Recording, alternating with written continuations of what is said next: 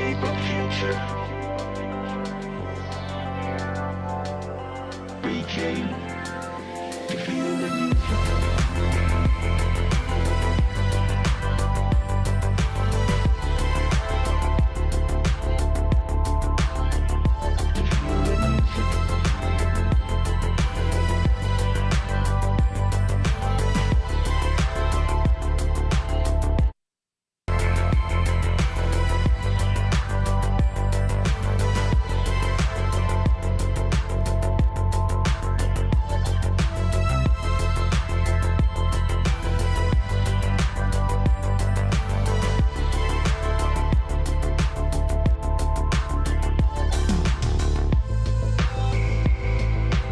We came to feel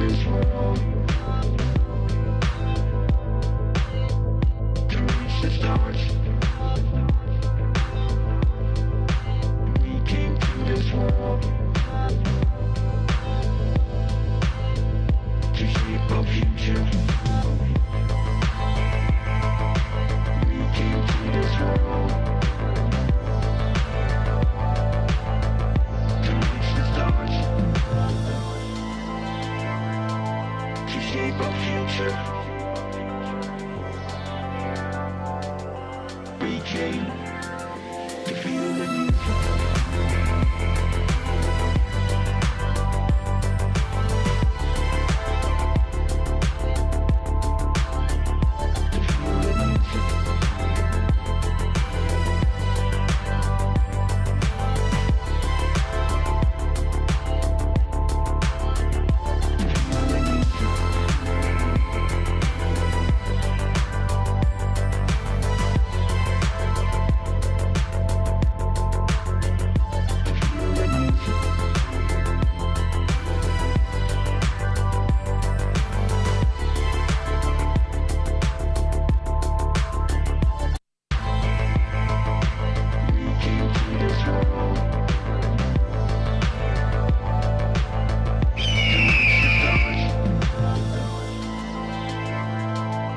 Shape our future. We came to feel the need.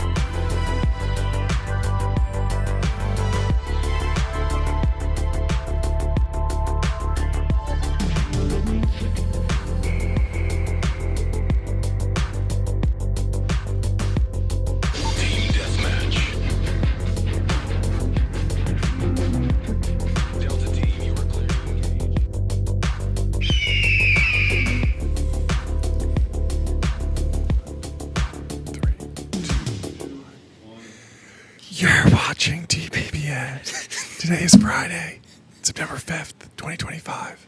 We are live from the TBPN Ultradome, the Temple of Technology, the Fortress of Finance, the capital of capital. We have a great show for you today, folks. Thought we'd mix it up. People have been complaining about the screaming. We decided to take it in a different direction. We heard you. I think we'll be back to yelling on Monday. That was pretty weird. Yeah. Anyway. Never again. Never again. Should we actually just dial it back and run it back again? You want to do it again? A second take? Yeah. Okay. You're watching TBPN! The current thing is big numbers. $200 million for the free press. Barry Weiss's media company to CBS.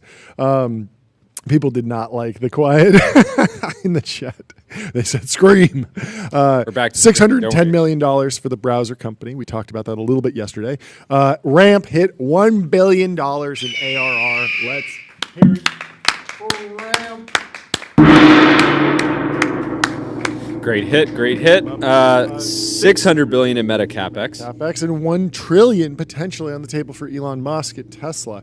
So we're going to go through this. So the Free Press is one of the most impressive media companies built in the last decade, says Austin Reef from Morning Brew. Correct? Yes. Huge congrats to Barry Weiss, Nelly, Snoozy Weiss, this is a funny name, for building something truly different. This is, I think, still rumored. I don't think it's fully confirmed at this point, but it's all but. Yeah, it was hard to tell which side was leaking the news. Yeah, there's this dynamic where media likes to talk about media, and I feel that 100%. It's super interesting to hear about like the business of Joe Rogan or the business of Huberman, or any of the experts. But so obviously, also, you're surrounded by journalists, literally, if you run a media company, so they all talk. Journalistic force headed towards you. Stand Heard by. that one before, but you're surrounded by journalists, and so obviously everyone talks, and the media leaks out, and the news leaks out. And it could be interesting ways for either side to put pressure on getting to the finish line, and exactly getting what they want out of the deal. Yeah. And so there's a series of takes. I was talking to a buddy who works in media who was coming at me with like it's a crazy number, and so that's kind of level one. Level one of the take is like on a price per subscriber basis, it seems high. I think they have about 1 million free subscribers. $200 per free subscriber feels like a lot, I guess. Kind of hard to tell if you think about long-term value for CBS, but then others are complaining about the political implications of the deal. Is this something that's like a give to Trump to help get the demerger, the spin out approved, something like that?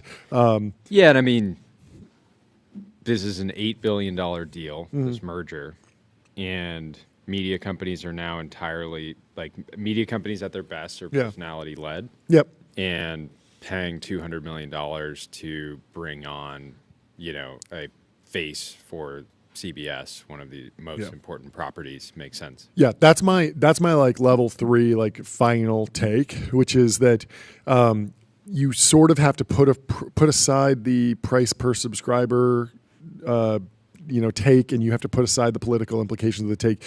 I just think about it from, it's a big company. 8 billion, you said, something around there. Does bringing a younger, more entrepreneurial talent into the organization move the market cap by 1% or 2% over the next few years? Like, it seems like the same math that we're doing for buying a very expensive AI researcher. You're paying a lot of money in terms of like what like a salary would count, but you just can't get that level of talent on any sort of normal of the overall property. Exactly. And so I was the person I was talking to who was like, "This is a ridiculous price." I was like, "Yeah, but dude, like if you were at CNN, you could probably add $200 million of value to that organization pretty quickly." Yeah. And so it's just a matter of time until like the market and the board of directors and the shareholders kind of wake up to that dynamic of how power law certain people are and actually go and figure out how to get the deals done. And David Ellison is doing deals, right? He just did 100%, the UFC deal, 100%, Paramount. 100%. And there's a lot of big numbers flying around. And there's an interesting dynamic where the premium, right? We saw this yesterday with the browser. Oh yes. Right? You do get a big fantastic outcome for having the at the beginning of the name. Maybe we should just be the business production network. Drop the technology. Technology's over. The hype cycle's peaked. We're just the business production. We're in the trough. We're in the trough. We have some fun stuff coming in terms of the hype cycle soon. But it's interesting because many companies just cannot justify putting someone on staff for $100 million W-2. I mean, we've seen this at Apple with Tim Cook. The CEO pay. Once you get into the 8-9 figures, thank you for bringing that up. Seriously, thank you for bringing that up. Oh yes. Thank you. Apparently, Tim Cook. We'll try to pull up this video in a bit. Apparently, he said thank you 12 times in 2 minutes when talking with President Trump last night at the dinner. Yeah. So he's very grateful. Meta is like the first company to really like break this trend of just like, we're willing to pay $100 million in salary. We will do the crazy acquisitions and the acqui-hires to get really talented people in the org. But I don't think other companies are in that world where they could go out and hire somebody like a Barry Weiss just for $100 million. It's got to be done through an acquisition. That's what gets board approval. That's what gets shareholder approval. And so you're kind of wrapping an individual, an influencer, someone who's incredibly talented and entrepreneurial around an organization just to actually get the cash flow to flow through. It's making me think about CBS News for the first time in decades. Yep. So. Yep. Yeah. It's true. And even if like the subscriber numbers are like a little low, I mean, honestly, a million's a ton. It's a great job. But even if they are a little low, it's like, well, what are they compounding at? What will the free press be able to be at in a decade with the support of CBS and the financial backing of CBS and Barry Weiss's execution strategy? Like, could be 100 million. I don't know. It could be really, really big. But you don't have to raise money for it. You can just focus on growth. Anyway. Similar story at the browser company, $610 million from Atlassian. Very interesting deal. The timeline was not a fan of it. They came from the land down under with a Brinks truck.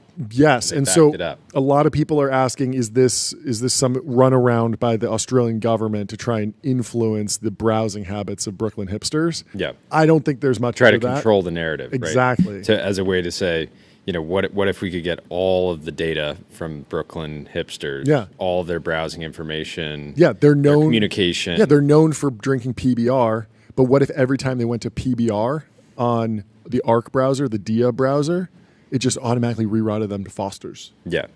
What if, or the AI assistant on the side pops up. You're in Dia. You might like you're Foster. Asking, what should I do this weekend? And it just auto populates. Oh yeah, we're using AI. Why don't you throw another shrimp on the Barbie? Yeah, and if you search, is it true that kangaroos are extremely violent?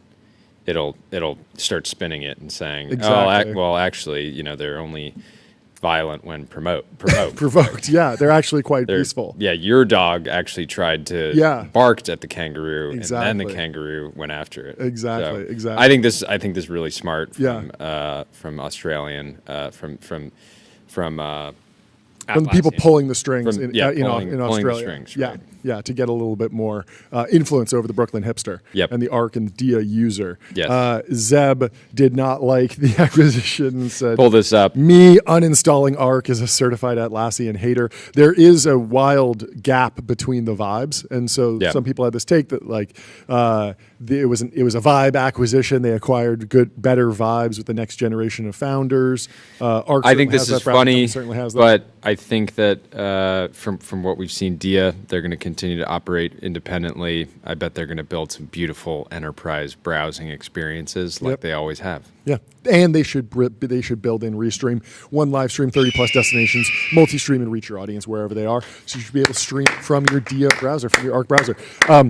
So my take on this was basically right now the team is saying we're going to stay independent. We're going to go, but my question is, are they going to stay? Are they going to stick with that narrative of stay independent? And this is very rare for pre-product market fit acquisitions. I haven't seen a ton of examples of that where a company was acquired that wasn't clearly on a just remember path. Instagram was bought for $1 billion.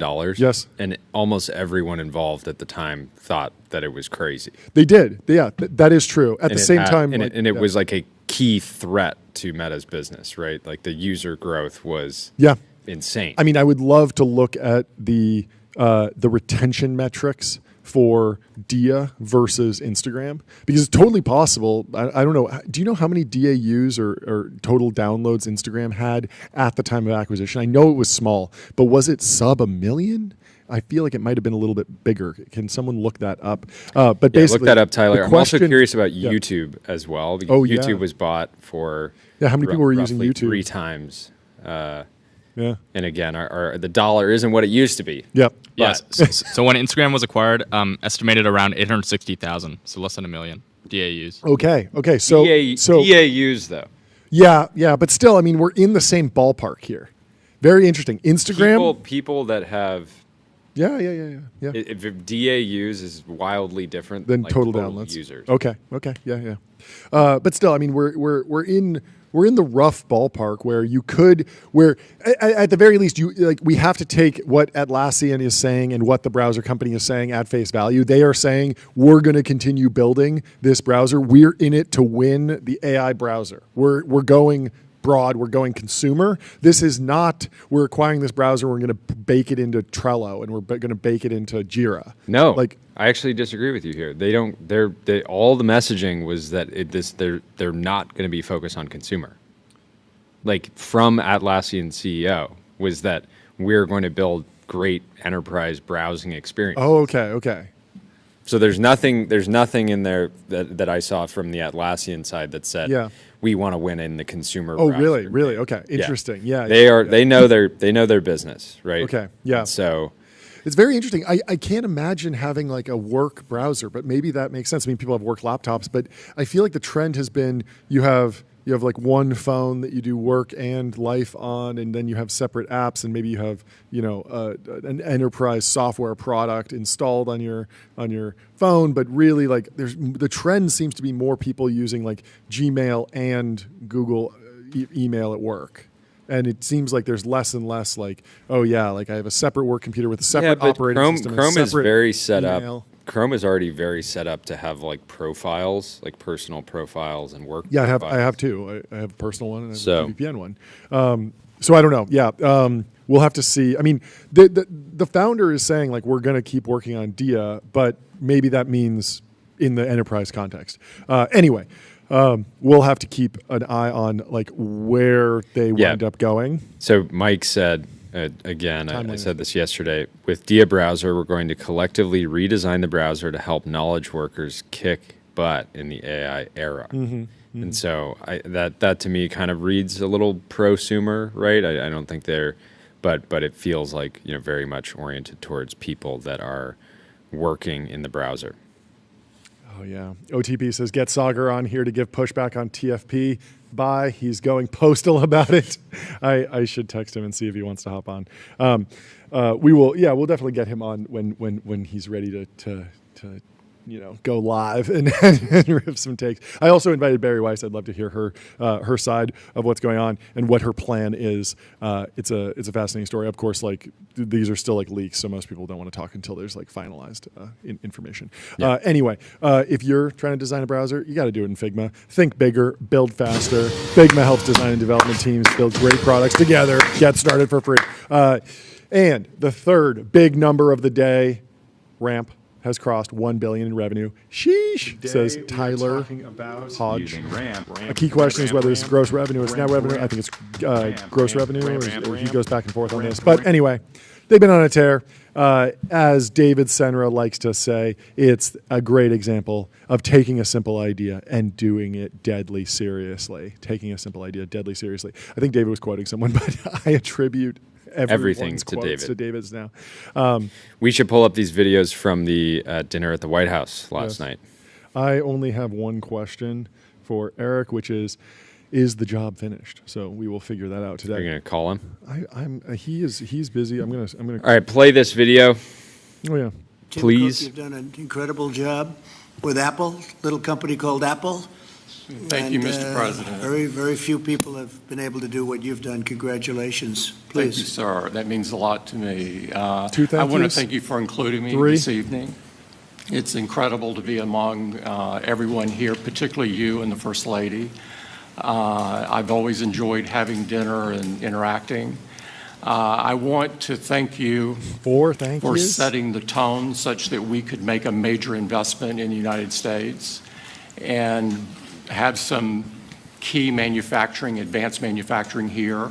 I think that says a lot about your focus and your leadership and your focus on innovation. I also want to thank you for helping American companies around the world. This is a very key thing, and I really enjoy working with your administration on those topics as well, because I think they're so important to the country. I want to thank the First Lady for focusing on education. Wow. There's nothing more important than education. Triple glaze. It is the great equalizer. Triple glaze. And always will be. And so thank you so much for including me. One We shot of are French all cigarette. different in some ways, but we all believe in the power of technology to improve people's lives, and that is the thing that binds us all together. And Tim, how much money will Apple be investing in the United States? Because I know it's a very lot, and it's, you were elsewhere, and now you're really coming home in a big way. How much money will you be investing? $600 billion. 600 billion. Whoa, Huh? there we It's a lot of go. jobs. We're very proud to do it. That's great. Thank you very much. Thank you. Appreciate Thank you, it. sir. Wait, is that 10 thank yous? I think it was 12. Eight. Somebody else had counted as 12. I Wow. was around 10. Yeah, But crazy. still, we should. Why wasn't Christina from Vanta there? I feel like that's key to the U.S.'s tech strategy. I agree. Automate compliance, manage risk, prove trust continuously. Vanta's trust management platform takes the manual work out of your security and compliance process. All right, we got to pull up and this video replaces it of. with continuous automation of Zuckerberg. This was our fourth big number of the day. Zuckerberg says he will invest around $600 billion by 2028. Zuckerberg says Meta will invest $600 billion in AI infrastructure by 2028. Meta's already guided capex of $70 billion in 2025 and $100 billion in 2026. So that's a big ramp to go from 70 to 100, and then they still got $430 billion to do in 27 and 28 to actually reach 600 billion. Spending would need to jump to 200 billion in 2027 and 300 billion in 2028. That's a lot of dollars. Video in the timeline. Let's play it. And this is quite a group to get together, and I think all of the companies here are building, just making huge investments in the country in order to build out data centers and infrastructure to power the next wave of innovation. So it's we don't often get together as the CEOs of the different companies, but it's good to see everyone. How much are you spending, would you say, over the next few years? Oh gosh, I think it's probably going to be something like $601 at billion. least $600 billion Whoa! in the U.S. That's amazing. No, it's significant. That's a lot. Thank you, Mark. It's great to have you. Thank you. Well, thanks for hosting us. And That's this is awesome. quite a Wait, group to get so does anybody in the chat know if which of them went first? Yeah. Because that number Missed opportunity does to not do align 601. with that number does not align with Meta's stated Yes, CapEx. yeah, it doesn't appear in the SEC filings yet, but it is like very forward looking. And No, it was 2028. 2028, which is something that they might not actually put out or might not be demanded by Wall Street, but that is hilarious. Anyway, whatever they do, they're going to have to do it on Graphite. Graphite.dev, code review for the age of AI. Graphite helps teams on GitHub ship higher quality software faster. Get started for free. Yeah, so Meta guided capex of 70 billion in 2025 and 100 billion in 2026. So to get to 600 billion, spending would need to jump to 200 billion in 2027 and 300 billion in 2028. Yeah, what's interesting is that so these numbers are like insanely big, and obviously it looks like a big acceleration relative to past capex numbers, but I'm so inured to big numbers now because of the fast takeoff crowd that was like, oh yeah, like $1 trillion build out data center like next year for sure, like AI 2027, like it's going to be 10 trillion. It's going to be Stargate, 100 500 trillion. billion. And so like when I hear 600 billion, I'm like, yeah, that sounds like totally reasonable. Like I think they'll definitely hit that, and they, I don't know, but they probably will. Like it doesn't seem like there's many barriers in the way. Like it's just continue to grow the core business, run more ads, dump the profits into capex, build some more data centers. Semi analysis. Doug O'Loughlin over at Fabricated Knowledge has a good deep dive today on the glut of lagging edge chips that I think we might have a chance to get to in a little bit. But it was a fun dinner. Are there any other videos that we should play from the White House dinner? I like the idea of this is kind of a new podcast format. Just have a dinner with everyone, have some cameras there, And just then yap. Just yap. Yeah, it's good. What's up, Tyler? I don't have another video, but there was a photo that came out. I'll send it to the chat. Yes. But it was like the full dinner, and right at the very edge, I'm pretty sure it's Dylan Field. It is. Goat, yeah. Yeah. So someone had the full breakdown here. It's in the deck, much deeper. Let me pull it up. Where is it? The full list of people who attended the dinner is Wow, there's a lot of stuff. Okay, so Ed Ludlow has it. The full list of attendees at President Trump's dinner with tech leaders: the president, the first lady, Susie Wiles, Sergey Brin, Geraldine Gilbert Soto, Sam Altman, Greg Brockman, Anna Brockman, Safra Katz at Oracle, Gal Tarash, Jason Chang, Meredith O'Rourke, Natalie Dompe, Tony Fabrizio, Dylan Field, John Herring, Jared Isaacman.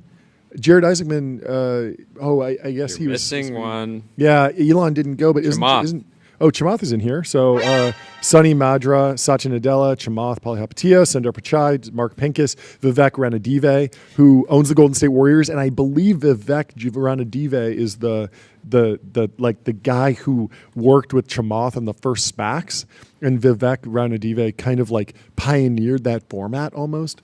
Did you say Lisa cool. Su from AMD? Lisa was there Su as well? made it. David Sachs, Sham Sankar from Palantir. We missed him yesterday. He was at this dinner in D.C. Jamie Siminoff, Alex Wang, Sanjay Marota, Tim Cook, David Limp, Mark Zuckerberg, and Bill Gates. What a crew. Jensen didn't make it. So the fact that Jensen and Elon are not there, I feel like you shouldn't read too much into it. It's kind of just like Trump catching up with a bunch of people, but I don't know. There's also like this, I don't know. They had like falling out, but it seems like they've kind of patched it up. I don't know. Always hard to read too much into this stuff. But speaking of Elon Musk, he didn't need to be at the White House because he's setting up a $1 trillion pay package. 975 billion. It's not a rounding trillion, up. just a They're rounding little up. bit shy. Okay, so the update is Tesla's board has greenlit a fresh pay package for CEO Elon Musk.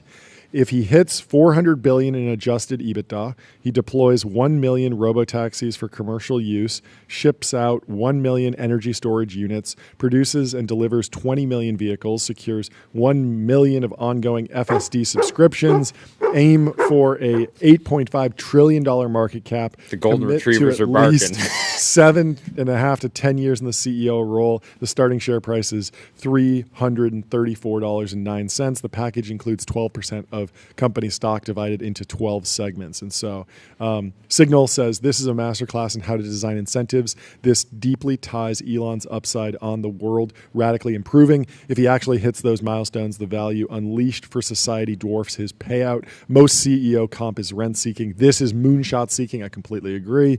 Every pay package for executives should be this absurd on both sides for the company and the individual. And this was exactly my take. It's like bet on and yourself. he's done this before. He's done this right? before. And Dan Primack, when the pay package, the most recent pay package came into under like legal scrutiny, Dan Primack was like, I liked this when it was announced, and I thought it was crazy, and everyone thought it was impossible that he would pull it off, and he did. So he deserves it. And so it was this crazy legal battle, but it was actually aligned with exactly what a CEO should be doing, creating shareholder value.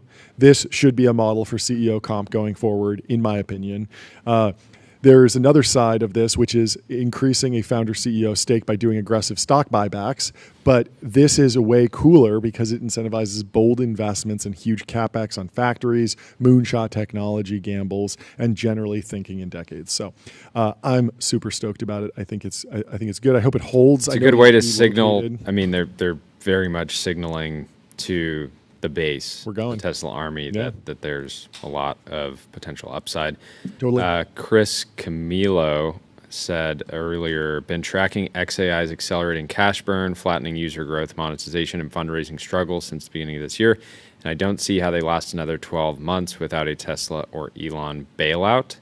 I mean, saying I don't see how they last another 12 months without the founder bailing them out. It's like, that's kind of the founder's job, is to continuously bail out the company. But I thought this was relevant because I do think that part of setting up this pay package could set up a scenario where XAI gets just merged into Tesla and it becomes a standalone.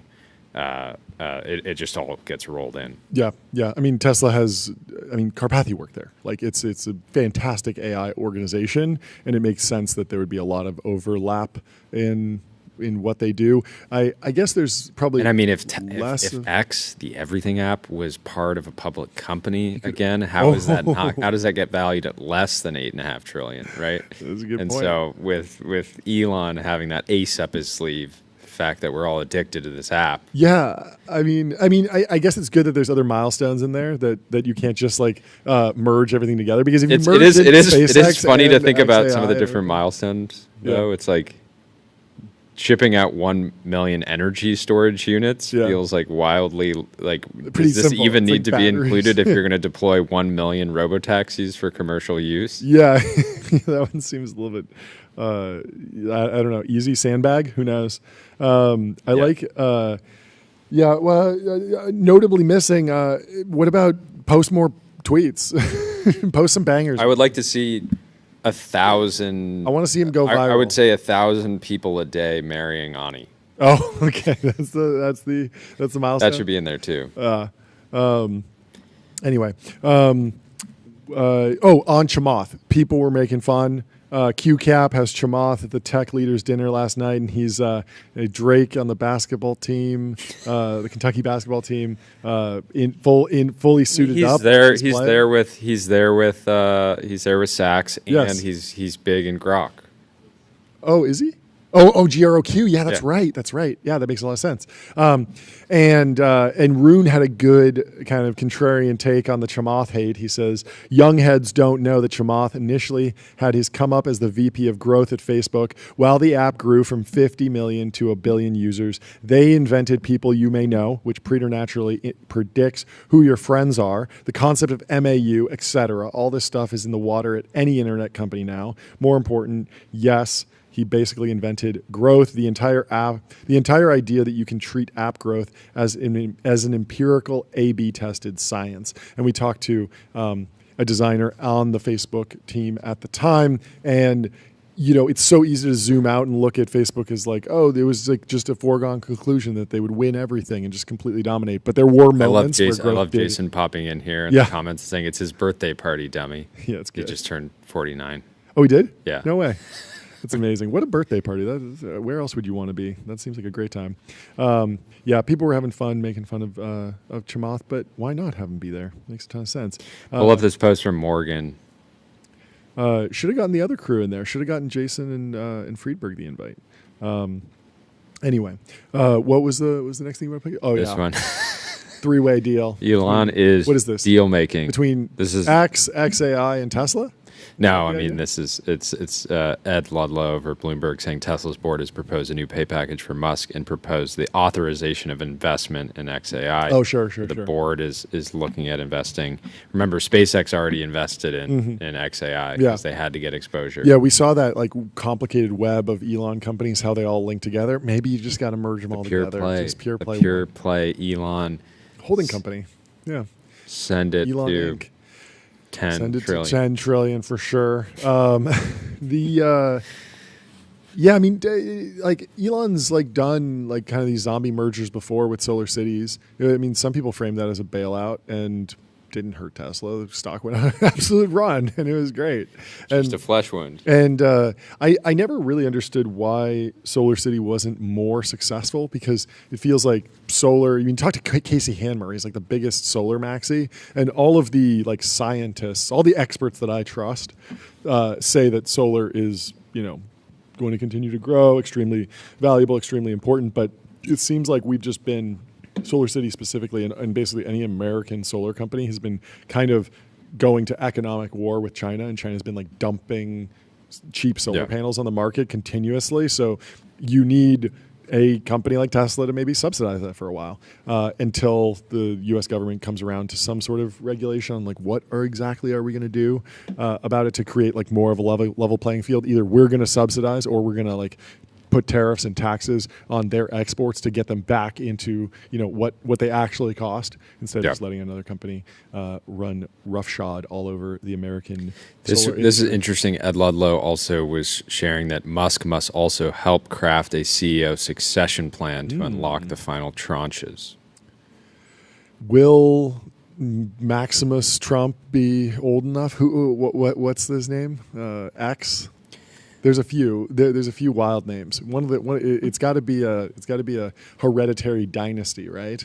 He's got to let X take over in 10 years. How old? The oldest Musk children are 20-year-old twins. Oh, they'll be totally ready in 30 in Vivian 10 and years. Griffin Musk, potentially co-CEO. Co-CEOs, that could happen. And then there's another one that's a little bit younger who might be, more in the like 20 something year old by the time Elon steps down. But I would be surprised if he's not running Tesla in 10 years. I think he's going to stick around for a while. Keep running it. Yep. He just keeps hanging out and building cars.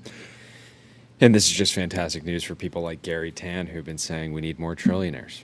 Oh, that's true. Right. Is that his thing? He thinks he's more billionaires. We need our first trillionaire. The package could raise Musk's stake in Tesla to at least 25% with total voting power of up to 29%. Tesla's market cap must reach $8.5 trillion from $1 trillion today. The plan follows Musk's 2018 package valued at $50 billion, which was struck down by a Delaware court. Tesla's board is appealing that ruling, but is also offering Musk an interim $30 billion stock award while pursuing the new deal. Musk's outside ventures, SpaceX, XAI, Neuralink, Boring Company, and political activity has raised concern about focus. But was Warren Buffett not focused on See's Candy and Coca-Cola at the same time? Come on, people. This is a holdco. It's not that complicated. No, it is unique. It is Gabby Goldberg went super viral quoting some of these, quoting a video from of Sam Altman at the dinner last night and said, "This is like when you're at someone's birthday party and they make everyone go around and say their favorite thing about them." That's very funny. And what did Sam say? Do we have the video? The rapid response. He said, "Thank you for being such a pro-business, pro-innovation president. It's a refreshing change. The investment that's happening here, the ability to get the power of the industry back. I don't think that would be happening without your leadership." I love it. I agree. I'm happy to triple glaze as well. I like innovation. Triple glaze. I like innovation. Arthur McWaters, been on the show many times before, says, "I'm unironically working my butt off so that my wife can go to Pilates on a Wednesday afternoon and get a $15 matcha." And Siki says, "Same." It's a noble goal. I wish Raul from Julius had been invited to this dinner. Yeah. I feel like They snubbed he him. shows up in different pieces of Silicon Valley lore. That would he be really insane. could have delivered. That would be insane. It wouldn't be that insane. He's on a I generation just run. He's fantastic. I mean, maybe we could. That's work why we Photoshop. sponsor. That's why we partnered with him. Julius, what analysis do you want to run? Chat with your data. Get expert level insights in seconds. What could be more relevant to the government than having an AI data analyst that works for you? Every CEO there is probably already using Julius. Yeah. If they're not, short. Yeah. More context on Zuck's $600 billion investment. Turner Novak says Meta has done $478 billion in revenue over the past 13 quarters and plans to invest $600 billion in data centers over the next 13 quarters. Good thing they're growing revenue. Yep. Well, this is important too because data centers are the foundation of the global economy, and if we stop building them, everything's going to collapse. So token factories. Continue. John Wu Yeah. had some good analysis on the BrowserCo acquisition. He said, "Man, parts of tech are sour about the BrowserCo acquisition. Yeah. The common complaint is that Dia Doesn't have Arc don't have users. enough users or revenue to justify the acquisition."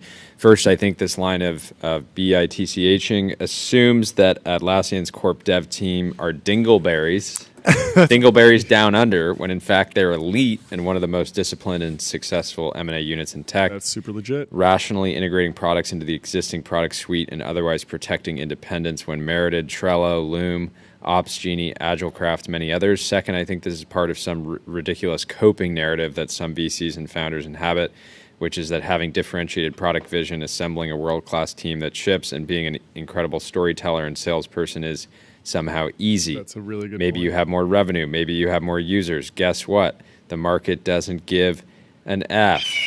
I've read, seen, and heard directly from multiple people today something like, "Oh, if I just knew how easy it would be to raise a ton of venture and make good videos, I'd do it and get acquired for $610 million. So go do it. Go then. do it then. I'm not affiliated with the Browser Co. in any way. I'm not here to pat anyone on the back, do the whole well-deserved rigmarole, claim I was just one small part of their success. I'm here to say the market has spoken. A transaction has been transacted. Capitalism has capital. Browser company is worth $610 million in cash. If you're a VC founder, et cetera, in the salt mines today, focus on your business. If you think you can do better, do it. That is reality. Do we have the Deal shots with it. fired sound effect? There we go. Shots fired. Great way to sum it up, John. Yeah, just go and build. Just go build something. I don't know. Go tell a story. Figure out a way. I mean, underrated is like isn't the founder of the browser company like one of the core contributors to Chrome? Like early on, like he was on the Chrome team. Like if you want to build a browser, like Actually, it's didn't know that. hard to imagine like having a better team in place. And exciting. More breaking news, OpenAI is working on its own AI inference chip with a small company called Broadcom. I don't know if you've ever heard of this company before. Hawktan. If you've never heard of Broadcom, they're a Sipord. small company based out of San Jose, California. okay. They are worth $1.57 trillion. They just had a massive earnings beat because there was like this mystery $10 billion customer, and it was OpenAI, I'm pretty sure. There we go. So love to see Broadcom it. Up 14% in providing the last. I mean, it's critical just design. crazy that Yeah. that you can have a company that is in the same similar like at the moment like priced in the same range as a company like Meta. Yep. And most people would be like, "Oh, Broadcom, yeah, I've heard of them." Like but not be able to say much more about it. Yeah. So Richard Ho, ex-Google TPU, is leading 40 engineers over at OpenAI. Seems like Sam did a little talent raid of his own. Broadcom providing critical design and IP. TSMC will fab it on the 3-nanometer node, inference only. Target mass production in 2026. Could fail on first tape out. So the interesting thing here is that I've been like beating this drum of like, yeah, GPT-4 is good enough. Like bake it onto silicon. Like just get the inference cost down. Just let me use it faster, cheaper. Like we have really good intelligence. We just need to inference it a lot more. Said the same thing about Midjourney. Thought the images like looked good enough, and yeah, they could get better. But I'm fine with where they are now, and they're fun. And so let's just make it really quick and easy to use. And it seems like they're going in that direction for the most part. Because even the reasoning models, they're still built on like, I mean, it seems like they're built on like a pretty stable foundation of the architecture of the frontier model. They're not making drastic architectural changes to the core LLM that powers these reasoning models. So bringing down the price of inference seems really important. So the Wall Street Journal has an article here. OpenAI and Broadcom make a $10 billion deal for custom AI chips. Order aims to ease shortage that limited or the rollout of new ChatGPT versions. OpenAI is working with Broadcom to develop custom artificial intelligence chips, a move that could alleviate the shortage of powerful processors needed to quickly train and release new versions of ChatGPT. Broadcom shares surged nearly 11% in Friday trading. You said it's up at 16% now. What a great ripper. If you're looking to get into Broadcom, you think it's overvalued, undervalued, do it on public.com. Investing, for those that take it seriously, they got multi-asset investing, industry-leading yields. They're trusted by millions, folks. Up 74% in the last 6 months. Yeah, so on the earnings call, Broadcom said, we've signed a fourth major AI developer as a customer, and that the new customer had placed a one-time order worth $10 billion for server racks using the Palo Alto-based firm's chips. The new customer is OpenAI, according to people familiar with the matter. The Financial Times reported the arrangement earlier. Sam Altman, OpenAI's chief executive, has been saying for months that a shortage of GPUs has been slowing the company's progress in releasing new versions of its flagship chatbot. In February, Altman wrote on X that GPT 4.5, then its newest large language model, was the closest the company had come to designing an AI model that behaved like a thoughtful person, but he lamented the delays and high costs that came with developing it. I guess there's a big question, like some of these really big models, people have been saying like, it's great, but it's slow, and it's costly. And I wonder if they're going to optimize for GPT 4.5 inference or GPT 4 level inference. Tyler, do you have any take on where they might sit. Sam Altman said it's a giant, expensive model, about 4.5. We really wanted to launch to Plus and Pro at the same time, and we've been growing a lot and are out of GPUs. Like I thought that demand for GPT 4.5 wasn't purely predicated on the cost and the timing, and more just about the fact that people couldn't really tell the difference. Yeah, I mean, there's definitely a sense of like, only the high taste testers actually liked 4.5. Yeah. I would be surprised if they like really bring it back in any capacity. It's just like so expensive. Yeah, I wonder what they're going to do. I mean, it seems like they'll probably still leave some flexibility, like the TPU. They're not going to like go like fully lock themselves into one specific architecture, but hopefully it brings down inference costs, increases margins, which should be very, very good for the business. We love those. We will add tens of thousands of GPUs next week and roll it out to the Plus tier. Hundreds of thousands coming online soon. I'm pretty sure y'all will use every one we can rack up, he said. I like the y'all. I'm pretty sure y'all will use every one we can rack up. In recent years, OpenAI has relied heavily on so-called off-the-shelf GPUs produced by NVIDIA, the biggest player in chip design space. But as demand from large AI firms looking to train on increasingly sophisticated models has surged, chip makers and data center operators have struggled to keep up. If we're talking about hyperscalers and gigantic AI factories, it's very hard to get access to a high number of GPUs, founder of Compute Labs said, a startup that buys GPUs and offers investors a share in the rental income they produce. It requires months of lead time and planning with the manufacturers. To solve the problem, OpenAI has been working with Broadcom for over a year in secret, behind our backs, to develop a custom chip for use in model training. Broadcom specializes in what it calls XPUs, a type of semiconductor that is designed with a particular application, such as training ChatGPT in mind. OpenAI also recently struck a data center deal with Oracle that calls for OpenAI to pay more than $30 billion a year to the cloud giant, and signed a smaller contract with Google earlier to alleviate computing shortages. It is also embarking on its own data center construction project, Stargate.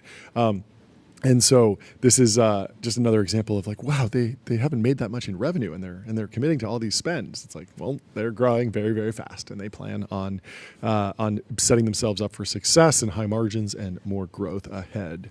And if you need serverless vector and full text search, head over to Turbo Puffer.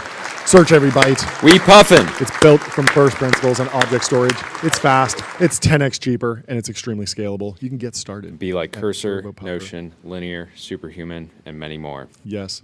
Readwise is on Turbo Puffer. Oh, no way. That's very cool. That makes a ton of sense. That makes a ton of sense. Yeah. Smart guys working with smart guys. Okay. So we need to do a little bit of a meme review moment on the stream. A monkey was handed an AK-47, and the image went viral and is now a meme. I don't know where this came from. It looks like an old image from a documentary. It's crazy how you can tell this image has been screenshotted dozens of times. Potentially more. It does not, yeah, and it also uniquely does not look like AI. But Levels.io kicked it off with point of view. You discover you can do your own DevOps with Cloud Code, and of course that could end in disaster. Skooks says your 0.1x coworker just discovered AI. Oh no. I don't know how true that is. I mean, I feel like AI should be an accelerant, but yes, it could be. No. Yeah, you need to be at least a 1x coworker. Like, you give a bad driver a super fast car. Okay. Does that make them better? Fair. Turner Novak says letting the VC give product feedback. It's rough if they haven't been in the trenches. Liquidity says how it feels to let the first-year analyst speak directly with the client. I love that. And producer Ben says giving the ramp card to interns. This is real. Do not do it, folks. You got to be careful. Careful. Ben's like, why do they have to request funds for every single purchase? Why don't they just have a limit that they can spend within? Well, now we know, because they are monkeys with AK-47s. That card is simply too powerful. Yes, it is. Also, Brian Armstrong bumped up the max leverage from 20x to 50x on international perpetual futures and upslope capital. Just give the monkey the AK-47. It's a great meme. I hope this meme sticks around for a long time. Anyway, if you want to get your brand mentioned on ChatGPT, head over to Profound. Reach millions of customers who are using AI to discover new products and brands. Clearing order. You saw OpenAI's investment in Broadcom chips. They're not going anywhere. You're going to want your brand mentioned on ChatGPT, and you're going to want to do it through Profound. And Grok. And Grok. And Perplexity. And everything. And everything. So, in the mansion section today, it's Friday. We got 10 minutes until Friday. Joe Weisenthal joins to tell us what's going on in the United States economy. But one thing that is going fantastically well in the United States economy is Ellen DeGeneres' house flipping hobby, which has turned into a $190 million enterprise. So the comedian and wife, Portia de Rossi, have bought and sold more than 30 homes since the mid-2000s. Absolute dogs. The dogs, the absolute dogs of Montecito. So they bought a 10,700 square foot property in Santa Barbara, California for $27 million in 2019. They sold it for $33.3 million in 2020. Modest gain. Modest gain, not bad. Modest Probably gain, beat but the didn't take a lot of risk here. One right? year, $6 million, not bad. It's pretty good. Honest work. Let's read through the reporting in the Wall Street Journal's Mansion section by Catherine Clark. She says, just before last year's presidential election, comedian Ellen DeGeneres and her wife, actress Portia de Rossi, decamped to the Cotswold, an upscale rural area near London. They had bought a vacation home, a 43-acre estate, to use a few months a year. Then, the morning after the election, when they awoke to lots of texts with crying emojis, they said, "We're staying here." Where was this? Which election? Last year. Okay, so it's the Trump 2 election that was sparking crying emojis in Ellen DeGeneres' iMessage. Behind them, they leave a trail of luxury residences. Over the past 2 decades, the long-time California residents have developed a reputation as serial home flippers. The Wall Street Journal's research shows that the pair have owned at least 34 homes since the mid-2000s, including properties in Los Angeles, Beverly Hills, Santa Barbara County's wealthy Montecito, and now the UK. Records show that the couple were actively buying and selling throughout the mid-aughts and the 2010s, but their activities ramped up significantly during and we're going to move to page 8. This is one of the luxuries of reading the Wall Street Journal in print. During the pandemic. So starting in 2020, they have frequently owned multiple homes at one time and show no obvious signs of trying to time the market for the best returns. Records show they bought... They're patient. No, they just got the hot hand. They have the Midas touch. They don't need to time the market. They deliver value everywhere they go. They bought at least 8 homes in 2021. Wow. And 2022, records show. From the 34 homes tracked by the Journal that the couple have since sold, they have posted a profit of roughly $190 million. That has to be in line with how much Ellen DeGeneres makes off her show and her core business. This is the side hustle of all side hustles. Their average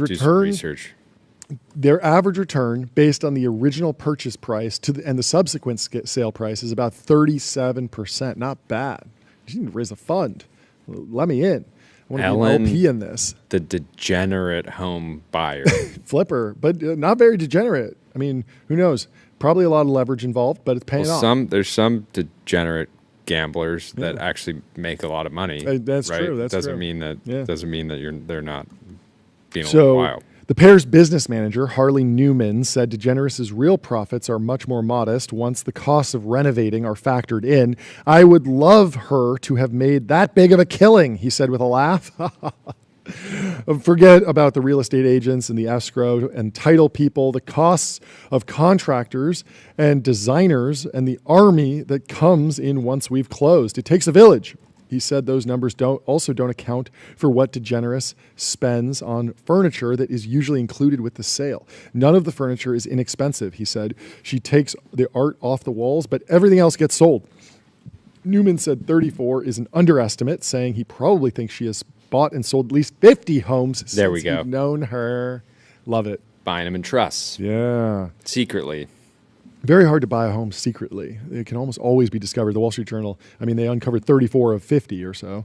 The couple's homes have varied in size and in style from mid-century and contemporary to Italianate and English Tudor. It's not that I get bored. I'm just so passionate about architecture and furniture that you can only buy a certain type of furniture for a contemporary house or mid-century house, said DeGeneres in a phone interview. She talked to the Journal. There we That's go. amazing. A large journalistic force headed towards I you. love Stand it. by. She said she has lost count of how many homes and they have bought and sold. That's great. That's like you with angel investments. It Can't really, keep track it of it. really is. She has a home buying addiction, and it's paying off. I text myself when I make a new angel that's investing addiction, fantastic. so I just got to scroll up far enough. Got it. There is now a certain cachet in owning an Ellen house, said Ryan Williams of the Beverly Hills Estates, who represented a Hollywood executive who purchased one of their homes in Montecito a few years ago. Once somebody knows it's her house or she had a hand in it, it adds value. In LA, she's synonymous with quality. She's a tastemaker. She cares about taste. Many of the homes have been sold off market without ever being listed for sale. The couple's Hollywood Rolodex seems to have come in handy. Comedian Will Ferrell and the late actor Heath Ledger and singer Ariana Grande are a few celebrity buyers of Ellen houses. DeGeneres said real estate Can you imagine has become Will Ferrell? a very lucrative hobby. Can you imagine Will Ferrell like role playing as Ellen DeGeneres after buying one of her houses? Yeah, you imagine him in some of his titular roles as kind of a disheveled middle-aged man stumbling around a $40 million Ellen DeGeneres neatly appointed home, and it doesn't quite fit. But I'm sure he's much more. I like how she just flat out says to the Journal, "Real estate has become a very lucrative hobby." Let's go. Let's go. Turn your hobbies into side hustles. Turn your side hustles into. I mean, this is basically the main hustle now. She doesn't do the main show anymore. Yeah, that's true. The 67-year-old former television host has long had a passion for interior design and would have been a designer if comedy hadn't panned out. She attributed her itchy feet in part to her family frequently moving between rentals in her native New Orleans area. We never owned a house, so I always New wanted Orleans. to own. That was on your A tier. That was in my A city tier. list, Yes, right? I got in a lot of trouble for that. People did not enjoy. Nobody my got tier the list. joke Yes, on I John. think some people got the joke, but I posted my tier list of best cities in the world, and it ruffled some feathers. I don't know if you have it pulled up, Jordy. You can read through it. I'll pull it up again. So John's, you said city tier list that'll trigger everyone, but is true. It is true. S tier: NYC, LA, SF, DC, Miami, Chicago, Austin, and Boston.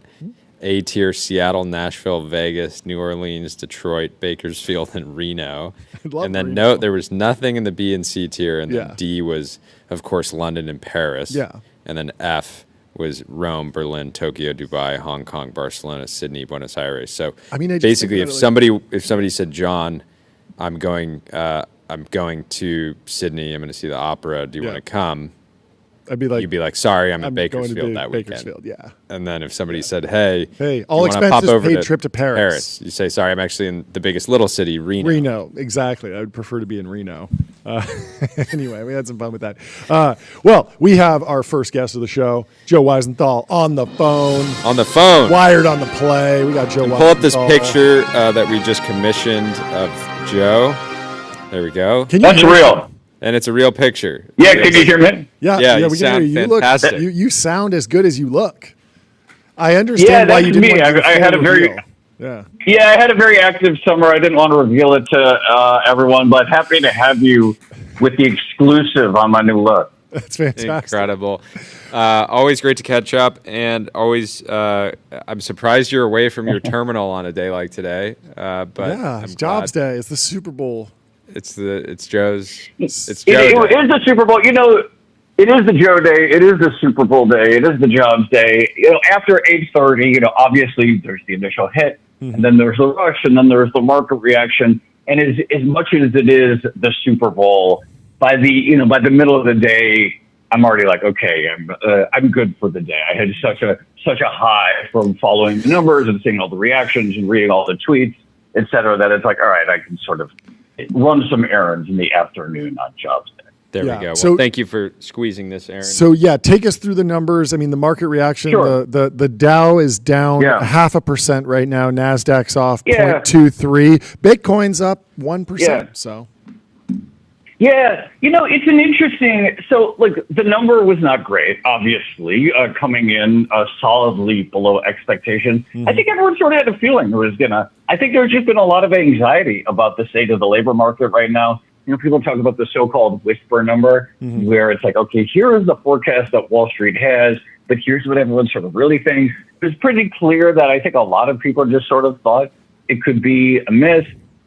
The last month actually was revised up a little bit, but the month before was revised down substantially, such that June was actually now negative, which is the first time since I think December of 2020 that we had a month of job losses, which I think is interesting. Once again, healthcare employment, so that added 31,000 jobs in the month. So what that means is that once again, if you exclude healthcare, the economy overall has been shedding jobs for some time, which is including not great. manufacturing.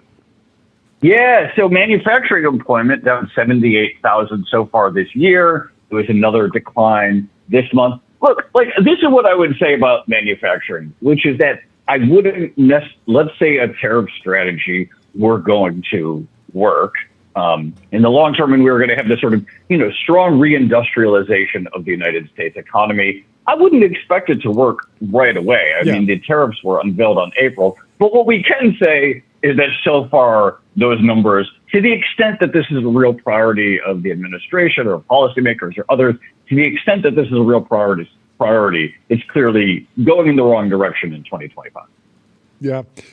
Also, I mean, last night there was that dinner at the White House with all the tech leaders, and the numbers that were thrown out were staggering: 600 billion from Apple, 600 billion from Meta. But that doesn't necessarily mean massive jobs growth, because building a data center might just be a multi-billion-dollar check that's written to TSMC. This is the funny thing with the sort of data center AI, sort of thinking about its massive impact, because first of all, you're obviously correct that these huge checks don't necessarily mean massive jobs growth. And if we're going to take seriously the promise of AI, it shouldn't lead to jobs growth. Yeah. The test of AI is arguably jobs destruction, right? Yeah. It's about what jobs that currently exist in the economy can be replaced by something that we call AI. And so not only does the data centers not add to employment in a meaningful way, if those turn out to be good investments, if there's a payoff, if they drive productivity, you would expect them, you would almost hope them to be labor market negative. Maybe. I mean, there is a world where it's like a worker plus AI is additive, and you can underwrite hiring them. Yes. And so there is a hiring. But Well, in our yes, conversation, we talked with. I'm not yes. Yeah, I mean, I'm not a doomer. Like, in the sense, I'm skeptical of this. I find myself just from a sort of pure thinking about it through the economics lens of this idea of, AI is going to lead to mass unemployment, just for all the obvious reasons that anyone can say, I have cost savings because of AI. Well, I'm going to spend that money somewhere. Yeah. But the question is, do these investments actually free up resources or enable new things that expand our capacity of what we can do with labor? Yeah. That's really the question, more than the direct job creation. Yeah. Jordy? One point, we interviewed Palantir's CFO and obviously Karp as well yesterday, and they said something like revenue is obviously up massively in the last few years. Headcount is only up 12%, and they said specifically we expect to have fewer people in the future. Yeah. I saw that quote, which I found to be really striking, and it is sort of, again, this sort of very weird condition. Maybe we've talked about it before, I'm not sure or not, but it does seem like we're in some sort of uncharted territory here with respect to the fact that, I don't know what's happening on a given day. Okay, maybe the Nasdaq's down a little bit, but you have all these names that are at or very close to all-time highs.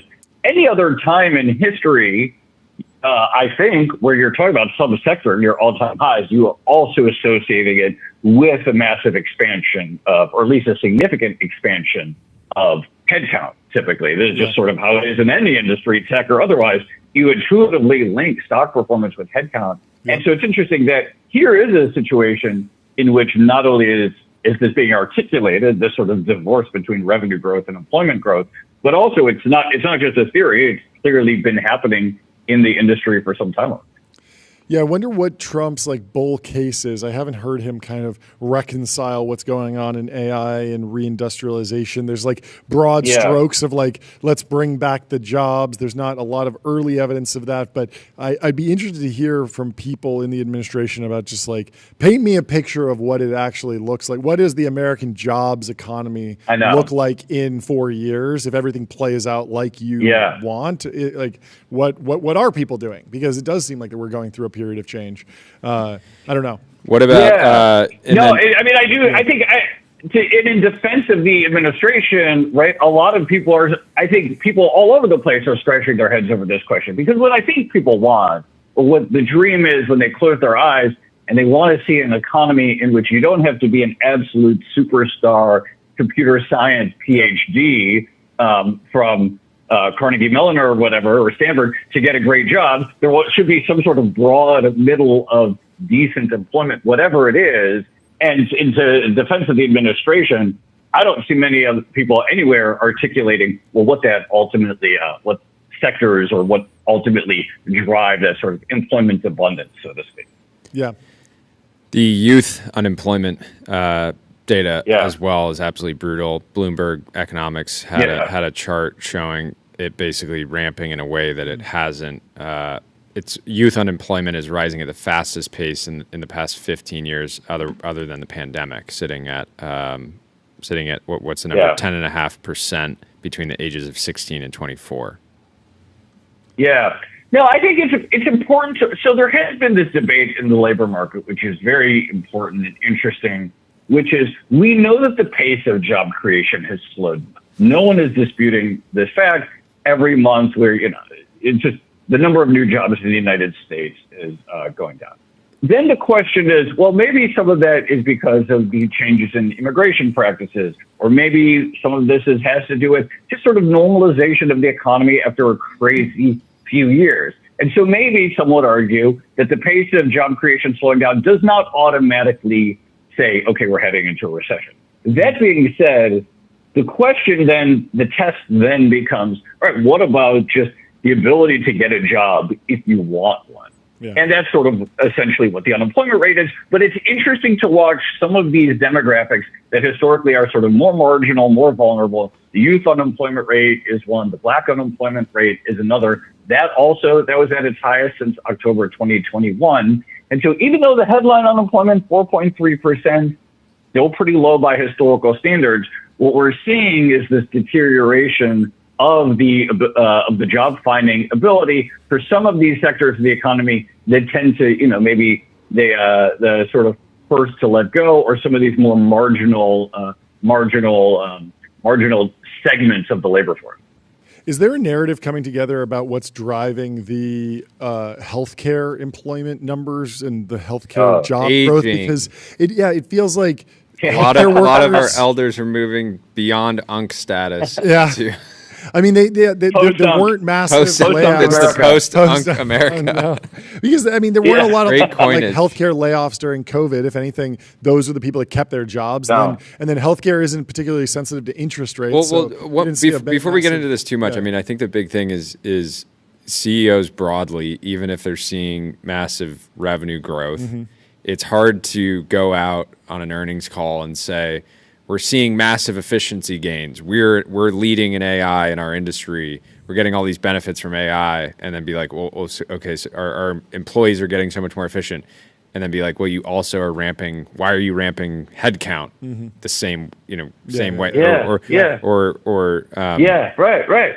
Well, I think so. On this point specifically, I also do think there was maybe, even though I think many people would say that the formal Doge hasn't accomplished particularly much. Maybe other people would argue otherwise. I do think there is just a quote vibe shift, unquote, so to speak, where a lot of people are just sort of proud of the fact that they're keeping headcount down across all of these things. And I think sort of Elon Musk may have sort of shot the starting gun on this vibe that everyone can look within their organization and say, do we really need all of the people that we've hired, particularly after the boom years of 21, 22, and arguably 2023. But I agree on the healthcare employment standpoint. I mean, I would say two things. One is, yeah, it's the aging population. There does not see, it's hard to imagine what would slow this train down.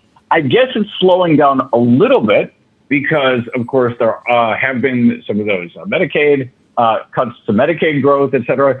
So there is reasonable to think that maybe at the margins, the monthly numbers of new headcount into this space is going to not be as fast as it was. But it is very hard to envision what could happen in the short or medium term that wouldn't automatically mean this sector is just going to need a lot more people every month. I'm certain if you talk to any sort of healthcare network of any sort that's on the ground in any community, I'm certain still today in September 2025 that they would identify acquiring talent as one of their big challenges right now. Talk to me about what we're seeing from the Fed. The Poly market has the number of rate cuts spiking today. Three potential rate cuts in 2025 spiked from 18% up to 38%, and the chance of just a single cut is falling as well as two cuts. So Poly market's certainly expecting more cuts to come.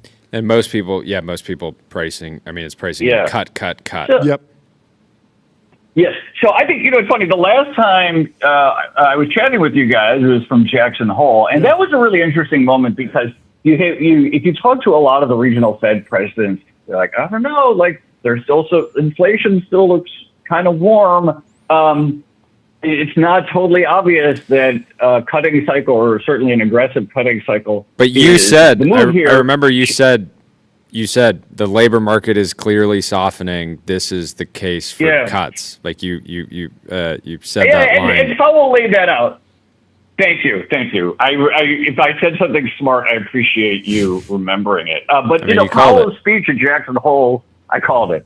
That's the main takeaway here. I called it. No, but it's Powell's speech at Jackson Hole clearly centered risks to the downside with the job market. And I just think everyone has come around to that view. And so now the question is, especially in the wake of today's number, is that not only does September seem like a lock, it is for a rate cut.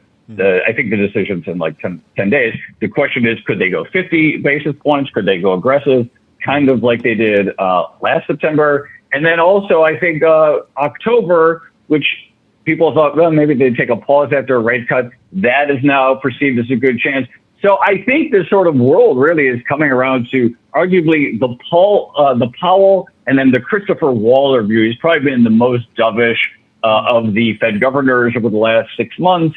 He's been pretty forceful in saying, look, the labor market is clearly softening and rate cuts are due. And I think right now it's the Waller-Powell sort of view that's winning out in markets, and the expectation that they'll be able to get the rest of the FOMC behind them.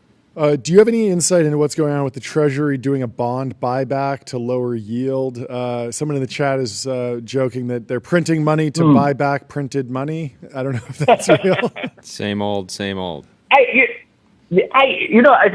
be honest, I do not put. I think these things tend to be very marginal and sort of plumbing related. Ultimately, the sort of long end of the yield curve comes down to the market's view of the inflation trajectory and what the Fed is expected to have to do to maintain essentially its 2% goals.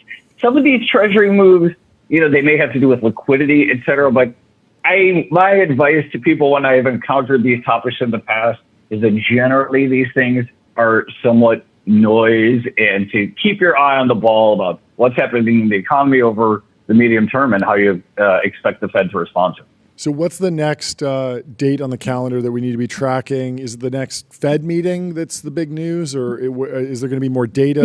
So that's in 2 weeks. The thing in the meantime, what I would say is yesterday we had the weekly initial jobless claims data. That's been creeping higher. I think you should that comes out every Thursday. And I think people should keep watching that, because one of the ways that the economy has been characterized for really like over a year now is they talk about this low hiring, low firing equilibrium, which is that there aren't a lot of layoffs, but also it's not a great time, not a lot of, as we've been talking about, not a lot of headcount expansion. The initial jobless claims has been ticking up a little bit lately. Yesterday we got 237K, I believe. That was it was a bit higher than expectations. You don't have to wait, like I say, jobs report, Super Bowl once a month, but you get these mini Super Bowls every Thursday where they talk about initial jobless claims. It's noisier data. Oh, one other thing. So keep an eye on that. Yep. Also, this coming Tuesday, there's something called and I don't remember what this acronym stands for, but it's QCEW benchmark revision. So it probably stands for quarterly census employment something. This is actually how they sort of reset labor market data, because we know it's all very noisy, but every quarter they draw from actual a complete sample of everyone who's paid into the unemployment system. And so they get this very big snapshot. And it could show, there's this view, it could show that the pace of job creation for all of 2024 going back was lower than expected. So they're always doing these revisions, but I suspect that Tuesday will be interesting in terms of what it says backwards looking about just how much employment there really is right now. Yeah, I'm looking at the quarterly census of employment wages, and it says that Santa Clara, California, has the largest fourth quarter over the year wage gain at 15%. And now I'm thinking if Menlo Park will see a massive spike in average wages because of the AI trade deals. It's just they hired 5 people at $1 billion a year. And speaking of big pay packages, did the new Elon pay package feel low to you? Yeah, they're just paying him $1 trillion. What's the point of reincorporating from Delaware to Texas if they're only going to bump your target? I know, only $1 trillion. Like, come on, only $1 trillion. Yeah, I should go to Puerto Rico or something. Yeah, yeah, somewhere where an executive can really get paid for the work that they do. Should be like, look, once. I want 100% of the dollars that I create in the shareholder value here. And were you disappointed to see that the White House snubbed Meek Mill on the invite to that dinner, the AI dinner last night? It felt like it was a big FU to Philadelphia broadly. Yeah, I would agree. I was shocked by that. It's time to shake that room up in terms of who are the big tech names that get invited to these things. But clearly, our up and coming AI entrepreneurs, regardless of what industry they're currently in or had been in, need to have a voice at the table. I do think going forward too, we really need to have inflation data ex Menlo Park. Just generally, when you see these sorts of wage gains so concentrated, we need to start having a formal, on the Bloomberg, it'd be CPI or CPI for CPI X Menlo Park. That's the kind of data that we need. I mean, there's also a $10 billion tender offer going on at OpenAI. So, if you're in the market for San Francisco, somebody was running the numbers and showing that there's only, I think, a few hundred homes that are in the $4 to $10 million range in San Francisco. Be competitive. And so imagine you just flood the market with $10 billion in fresh cash, and you get a bunch of cash buyers. I mean, last question, we'll let you go. There's something in the chat. Someone's talking about the U.S. Open, which I guess is U.S. What's the U.S.? Okay, United States open market Fed operations. United States Open. Open. Yeah, maybe isn't there a real estate company? Maybe it has something to do with that. I'm not sure. Anyway, yes. But do you have a prediction? They want to know. They want to know if you're watching tennis and if you have a prediction or a favorite. Who are you rooting for? I don't. I'm so embarrassed. Every summer I try to get into tennis, and I actually take a few tennis lessons every summer. And it's like, this is the year I'm going to go to the U.S. Open. This is the year I'm really going to pay attention. No, I said we have nothing to. Despite my efforts year after year, I've once again nothing positively contribute to this discourse. Yeah, me too. I have no idea, but hopefully I will see some more great capital allocators photographed in paparazzi shots. Yeah. That's what I watch the Open for. I watch the paparazzi feeds. As do we all. Anyway, thank you, Joe. Enjoy your afternoon. We love you. We'll talk to you soon. Talk soon. Love you too. Talk to you soon. Bye. Bye. Legend. Bye. Did you see Linear? Yes, it's a purpose-built tool for planning and building products. Meet the system for modern software development. Streamline issues, projects, and product roadmaps. Start building with Linear. It really is a crystal ball for your roadmap. Yeah, it is. Anyway, what did you see? This is interesting. Guido Reichstatter is doing a hunger strike outside of Anthropic. Okay. He said, "Hi, my name's Guido. I'm on He hunger." couldn't get in. He couldn't No, get into John. the SPV. He said, "I'm on hunger strike outside of the offices of the AI company Anthropic right now because we are in an emergency. Anthropic and other AI companies are racing to create ever more powerful AI systems.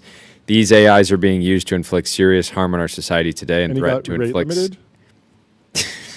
Why is inflict he- increasingly why is he- increasing. We'll get to that. I Okay. think it's very likely that he's hitting rate limits on that Pro might be, Plan. that might make sense.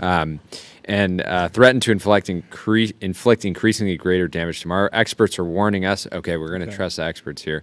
Experts are warning us that this race to ever more powerful general intelligence puts our lives and well-being at risk, as well as the lives and well-being of our loved ones. They are warning us that the creation of extremely powerful AI threatens to destroy life on Earth. Okay, Tyler, what you got? So I think it also could be, Dario just said they're not selling AI to China anymore. So he might just be, SPV holder, and Oh, he's, interesting. Mad about Yeah, the profits. less revenue from Yeah. not selling internationally. That makes sense. I mean, this is Usually, incredible and because they're marketing not a for public company, you Anthropic. can't This really take out a short position and become an activist. It's this rough. is incredible marketing for Anthropic. Yeah. Do you I'm think like, this is like do some you sort of think- like mischief style stunt, like to promote the company? Yeah. You need to get protesters. It's you so see a lot funny of to these single people. out Anthropic, the most safety oriented. Yeah, they are the most safety major oriented. lab. Like, why not grow? That's just like Like XAI is like, we will just put everything out. Like it's the first name is actually Adolf. It's like, Mecca. Mecca, yeah. Anyways, a lot of big buzzwords in here. Okay. Power bottom dad says this is so crazy. I'm kind of for it. Yeah. Does the post look one-shotted at all? Are there any Victoria says, hyphenate- "Bro, you're on a any, fast. If it's good for you. If you get to 7 days, it'll do wonders for your health." Is this bodybuilding related? People are just responding to his post with pictures of their food. Okay. Oh, that's so mean.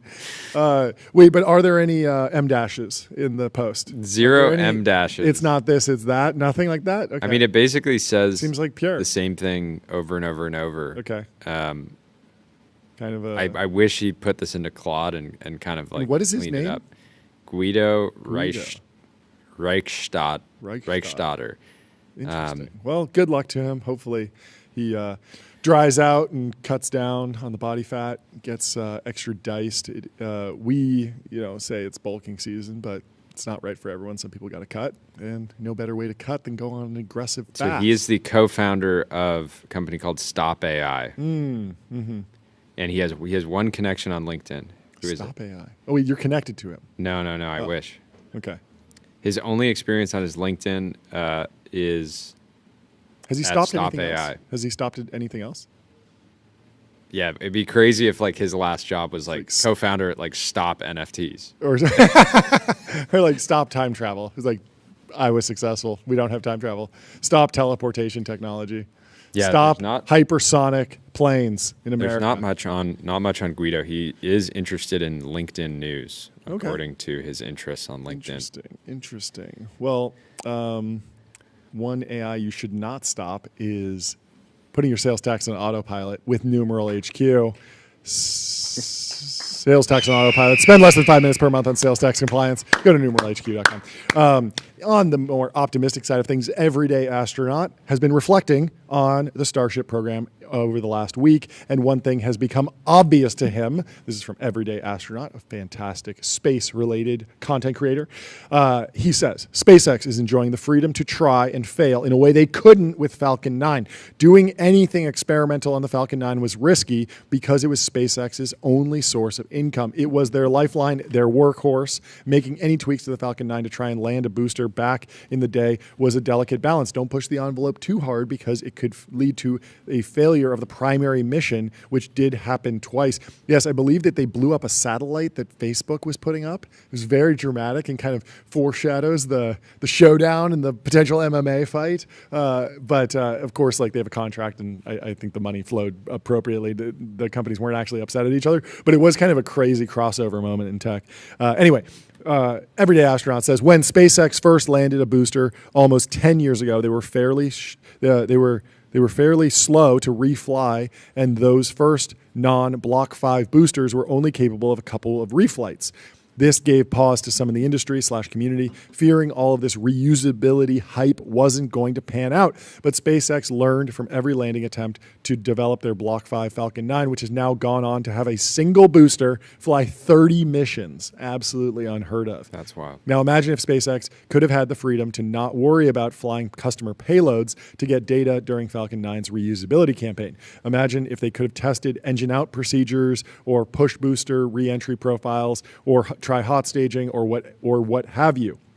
This is the phase that SpaceX is now in during the Starship program. I know we hear the talking point of, quote, today's payload is data, and it could seem like a gimmick or excuse even, but that's a freedom almost no rocket program has had before, to know you can just try things out, fly real-life hardware without bankrupting the company, is the ultimate development platform. To be able to push engine out capabilities, remove heat shield tiles on purpose. And we saw that with the video. It's like this crazy, like, garbage floating around. They removed heat shield tiles. The thing barely made it back because they're pushing it to the absolute limit. They're not just trying to reach orbit. They're trying to do something that's never been done before. Build a rapidly reusable rocket, a rocket that can land and refly. This has never been done before. And honestly, it's silly to think you could do something like this without trying some extreme things. That's what we're seeing today, and that's extremely exciting to me. I can't wait to see version 3 of Starship fly because they've learned so many lessons already, and they have a factory capable of making rockets at scale, and we just get to sit back and watch the cook. It's an exciting time to be alive. Kitchen's open. Kitchen's open. They're cooking. Anyway, you want us to take us through the next few timeline posts, Jordy? What you got? Absolutely. I just feel bad because we kind of glossed over some of Alan's trades. 2021 bought a house in Carp for $70 million, sold it for $96 million 2 years later. Wait, Carpinteria? Yeah. $96 million. That's a huge number. Wow, that must have Another one bought a house for $7 million in 2017, sold for $11 in 2018. Yeah, these are great. Another one rebought a house for $14 million in 2021, resold it for 21 million in 2023. And some of these are so quick. You know, buy in 2024, sell in 2025, $10 million gain. I mean, she's just pushing this. Holmby Hills, same year. She bought a house for $20 million in 2022, sold it for $36 million in the same year. That's great. An absolute dog. The Usher house. Usher listed the home for sale for $35 million in July 2019. We just can't quit the mansion section today. Should we talk about the house of the month? What else is in here? Why don't you call Eric right now? Oh, yeah, okay. Said he's ready. Yeah, well, Mark, let's get Eric Lyman on the phone. I got an important question for him. We saw the news about the $1 billion run rate, and we just had one question to ask. Let's get Eric Lyman, the CEO of Ramp, on the phone. Hey. Eric, how you doing? You're live. You're live. We're live. What's going on? Give us the update. There's some milestone that just dropped yesterday, I believe. It is. We couldn't be happier. Ramp is now doing more than $1 billion a year in revenue. Let's go. Congratulations. I just have one question. Is the job finished? Job's not finished, guys. Job's not finished. We're just getting started. Fantastic. Well, I'll let you get back to work. Thank you so much for Thank you for calling in. We'll talk to you soon. soon. Great to hear from you. All right, cheers. Have a great weekend. You too. Talk to you soon. Bye. It's not the weekend yet. It's not the weekend yet. Mark Hannes has got a buddy from high school who's on his 5th AI startup in 2 years. No technical engineering background. He's an MBA. Hires engineers with a low budget to do all the work and build the product while he is CEO and manages. Just started a new AI education startup. Wish I could short. I wonder how this will pan out. It could work. I don't know. Depends on exactly what he's what he's doing, but it certainly is not the YC path, not the make something people want. It is a very management consultant, very MBA coded strategy. Yeah, good luck getting into YC with this strategy. Good luck. Good luck. Naval says, if your smartest friends start saying crazy things, pay attention. A paradigm shift may be underway. I think he's talking about people getting one-shotted. You think that's it? Could be. I don't know. It might be, he might be talking about AI, right? Like you have really smart friends and they start saying crazy things like, they discover AI is new going to be fully physics. sentient. Yeah, all this other stuff. Not that. But actually, the idea of super intelligence is a crazy thing to say. But it might be real. It might be real. And it might start in your customer service organization with Fin.ai, the number one AI agent for customer service, number one in performance benchmarks, number one in competitive bake-offs, number one ranking on G2. So we covered the jobs gains. They were all part-time. Full-time jobs dropped by 356K. Part-time jobs grew by 597K. Certainly not good for the durable, long-term health of the economy. But earlier this year, there was a massive gain in full-time employment, and then that dropped. And so there seems to be gyrations every which way. But anyway. Yeah. Crazy story coming out today. SEAL Team 6 in 2019 attempted a covert mission in North Korea to plant a device to intercept Kim Jong-un's comms. They should have just waited and got him a friend.com friend. Just say, hey, this is going to be your new bestie. Just wear it, keep it on your person. That'd work. Authorized by Trump, the mission failed when SEALs unfortunately killed civilians mistaken for security forces. You can get into the story a little bit because we don't talk about we don't talk about politics, but we do enjoy geopolitics. In early 2019, Trump approved a clandestine SEAL Team 6 operation to plant a device in North Korea to intercept Kim Jong-un's communications. Red Squadron, known for killing bin Laden, rehearsed for months. The mission aimed to gather intelligence during nuclear talks. This was the nuclear, Trump and Kim Jong-un had been communicating around, obviously, North Korea's nuclear program. On a winter night, SEALs emerged from the sea near North Korea's coast. A nuclear submarine deployed 2 mini-subs carrying 8 commandos. Lacking real-time drone support, they relied on delayed satellite images. The shore appeared clear, but a North Korean boat emerged. Mistaking civilians for security forces, the SEALs opened fire, killing 2 or 3 shellfish divers. So apparently they were on the beach. A boat pulled up, started using lights. They just assumed it was security forces, ended up being fishermen. And anyway, so apparently the Trump admin at the time didn't notify Congress. And the SEALs sank the bodies, abandoned the device, and signaled for extraction. The submarine risked exposure, retrieving them in shallow waters. North Korea detected activity but made no public statement. The mission's failure, hidden by secrecy, risked escalating tensions from a nuclear-armed state. So, military reviews justified the civilian deaths under engagement rules, claiming unforeseeable errors. The Trump administration withheld details from Congress, potentially violating federal law. Many involved SEALs were later promoted, despite concerns about special operations' uneven track record. It is fascinating that the Disclosed TV talked to 24 anonymous sources, including Trump administration officials and military personnel with direct knowledge. Their anonymity reflects the operation sensitivity.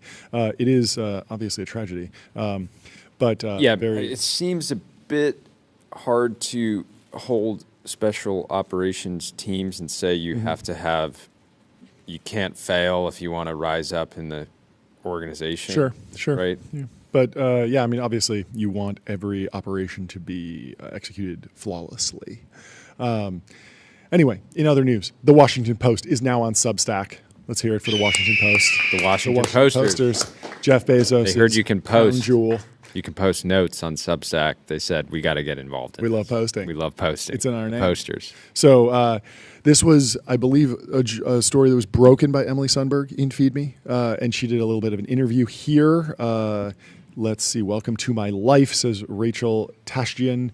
And Emily asks, how do you see the Washington Post's game plan on Substack playing out? Is there something that will make your strategy different from other legacy media brands that have joined the platform? I'm actually not that familiar with other legacy media brands that have joined Substack. Are you subscribed to any? Andreessen Horowitz. That's not specifically a new media brand. At this point, they've been doing media for 20 years, though. So I guess That's what I'm saying. That's what I'm saying. Yeah, play the shots fired. No, I'm just. It's funny. Just joking around. No, we are the legacy media. They are the new media. We want to be legacy media. I don't. The Washington Post responds. I don't necessarily see Substack as an alternative to legacy media. I see it as an additional tool to experiment with and a fantastic way to connect with new readers. I love getting into the mix in the comment section. Yep. I think a successful journalist in 2025 should be on as many platforms as possible and have a tailored strategy for each one. Completely agree. So it was important to us that we publish original content exclusively on Substack and really engage with the platform on its own terms. I'd consider post-runway something like opulent tips goes to Milan and Paris. I don't report from the chiffon trenches, as Andre Leon Talley lovingly called the fashion world, for my newsletter. So now I'm going to bring a bit of that madcap approach to the access-driven reporting and criticism I do for the paper, and I'll still be doing all my usual reporting and runway reviews for the Post. Will there be a paid strategy, asks Emily Sundberg in FeedMe. The Washington Post responds, post-runway will be free. Woohoo! What does success on Substack look like for the Post, says Emily. Having fun, opening the Post's world to new readers and introducing the amazing voices on Substack, especially fashion writers, to the Post's audience. Well, welcome to Substack, the Washington Post. Maybe we should do a collab and talk about fashion. I don't know. I mean, I'm dressed to the nines today. I'd love the Washington Where's Post the invite? to review the wonderful yellow suit. And I'd love to we belong got on to the give it runway up somewhere. to Sierra. Yes. And they're raising some new capital. Yes. $350 million from Green Oaks. Okay, Doubling down on down. Sierra at a $10 billion valuation. And Zach DeWitt I think he's at Wing. saying incredible seed investment for Benchmark. They likely own 15%. It's a $450 million fund. Let's go. 3 to 4x already on one investment. We love to see capital allocators win. Goat emoji. Congratulations. Yeah. Job's not finished, Well, but certainly a fantastic milestone. yeah. Power Bottom Dad says, quoting Joe Weisenthal's post, saying the U.S. has lost 78,000 manufacturing jobs this year. That is a lot. He says, chat, is this reindustrialized? I'm kind of tired of winning. You would, I don't know. It's hard to, Joe's point, which is real, is that you can't expect things to have an immediate impact. Yeah. But at the same time, if U.S. manufacturers were feeling good and had lots of business, they would probably be trying to keep as many people as they can. Well, there are two economic statistics that I find important in measuring the progress of reindustrialization or industrial might.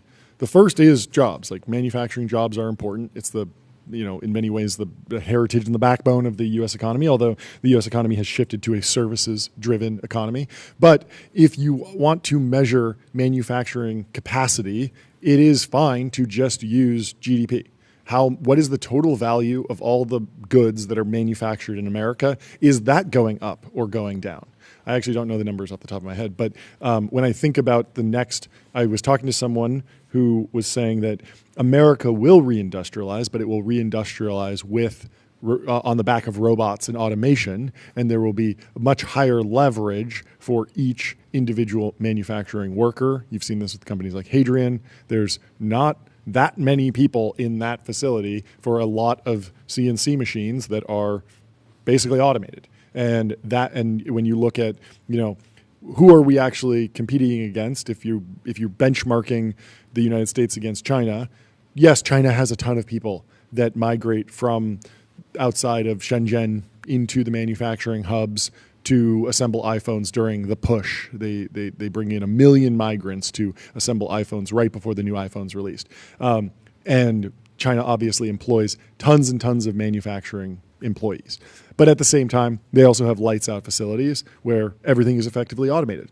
Yep. And when you look at the design of the latest Tesla factories, the design of the latest Starlink factory, we are making things in America, but we're doing it at a much lower level of headcount. And the headcount. Some of our best manufacturers aren't contract manufacturers, right? They're True. Elon companies. Yeah, vertically integrated. Things. Yeah. But over there was time, also maybe there's it's a crazy story from the BBC, which I think stands for Business Central. Business capital. Business capital. That's what I like. They said this was basically breaking live or today. Almost 500 people have been arrested at a Hyundai factory in Georgia by immigration authorities. And weren't they in a workplace South Korean? raid.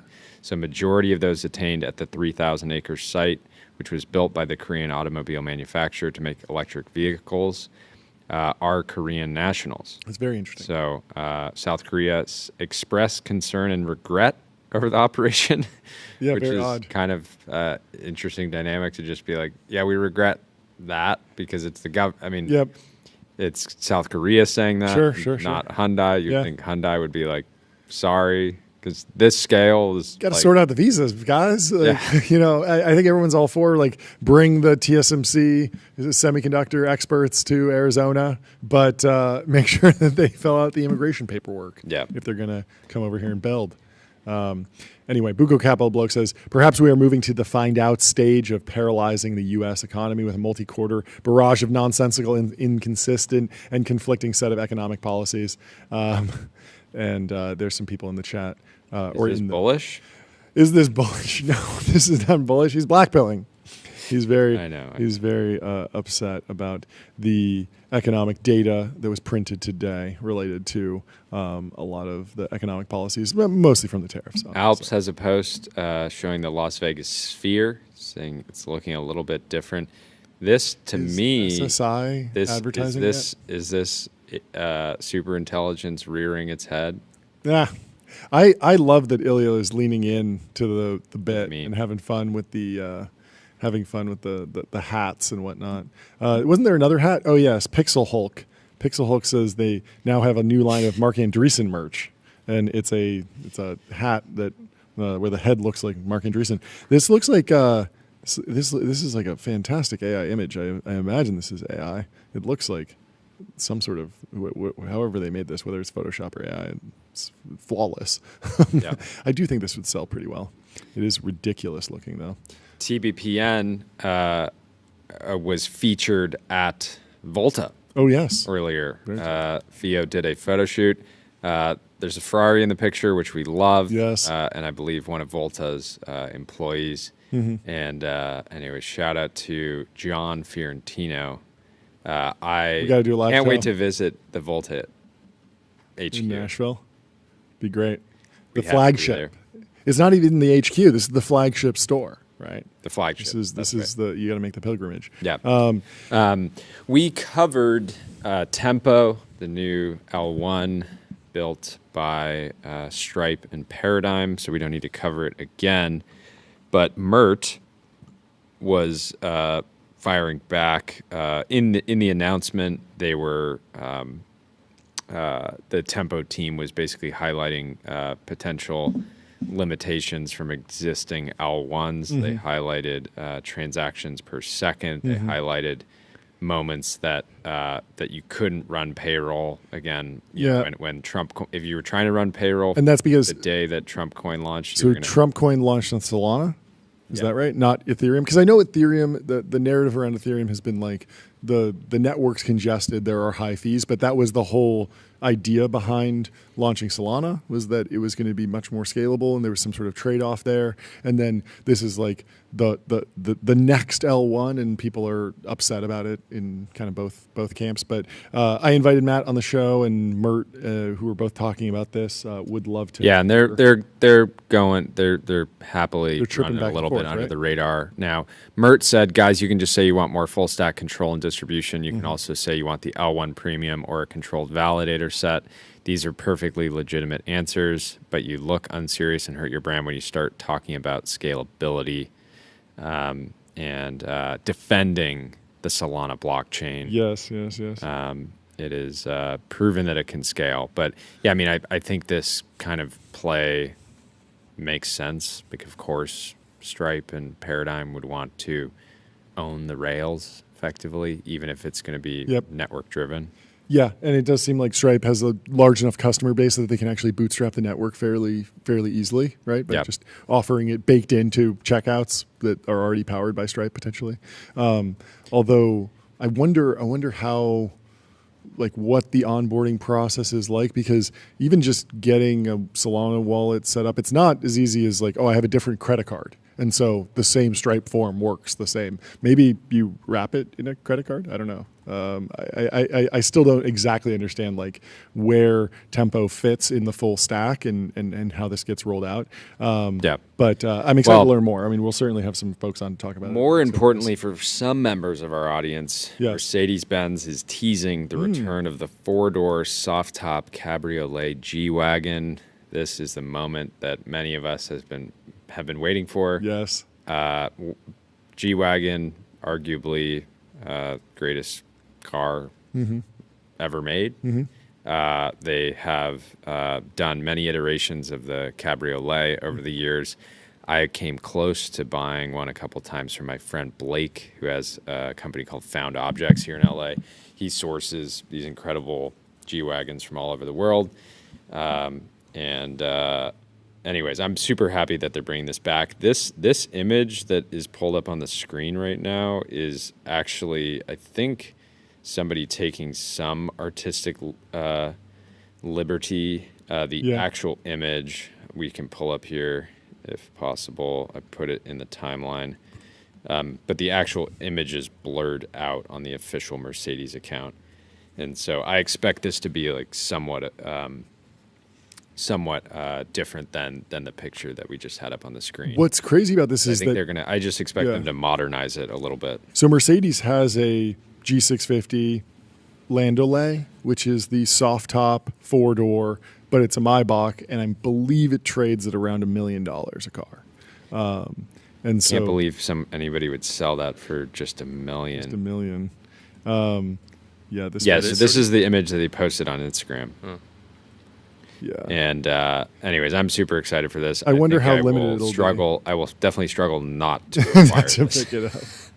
John puts a lot of pressure on me to not just continue buying G-Wagons, to mix it up. You got to mix it up. It is. I think if you want a convertible, even Speeder drove my G the other day and said, "You know what? I thought these were overhyped, but I get it now. I get it now. Well, but if you want a four-door convertible SUV, why not get a Nissan Murano Cross Cabriolet? It's actually a two-door. Yeah, but if you want a two-door. Yeah, if you want the four-door, you kind of have to upgrade from the Nissan SUV Murano Cross where you can drop the top to the G650 Cabriolet. It'll take you from maybe $20,000 to maybe $2 million, but you do get those extra two doors. So yeah, I think it's a pretty clear value there. I cannot wait for this. Do you think the G-Wagon salesman should be on ADIO, customer relationship They absolutely magic? should. ADIO is the AI native CRM that builds, scales, and grows your company to the next level. You might be tagged as just already closed one, and for some G-Wagon owner in ADIO, and they put you right back in. Reach back out. With They certainly do for me. They certainly do. As soon as you move into closed one, they move you back into prospect. Yep, back in the pipeline. Back in the pipeline. Sergey Brin was at the dinner last night with Donald Trump, and Google is back in founder mode. You love to see Sergey having a seat at the table again, says Beth Bezos. This post from TJ Parker, was absolutely insane. We should call TJ right now and ask him to explain himself. So he says, fun facts. I was the youngest VP at Amazon. Yep. Of course, he sold PillPack to Amazon for $1 billion. He said, I was the youngest VP at Amazon. I've also personally never bought anything on Amazon, which is just absolutely incredible accomplishment. How do you live your life without ever buying a single thing on Amazon? It's crazy. He, Book. Like, I think what he said. I think he just said if he likes something, he sends the link to his wife, and then she okay, she well, buys it it. still is. You still have Amazon purchases. He was too poor and then too rich. Poor and then he was too rich. Yeah, maybe.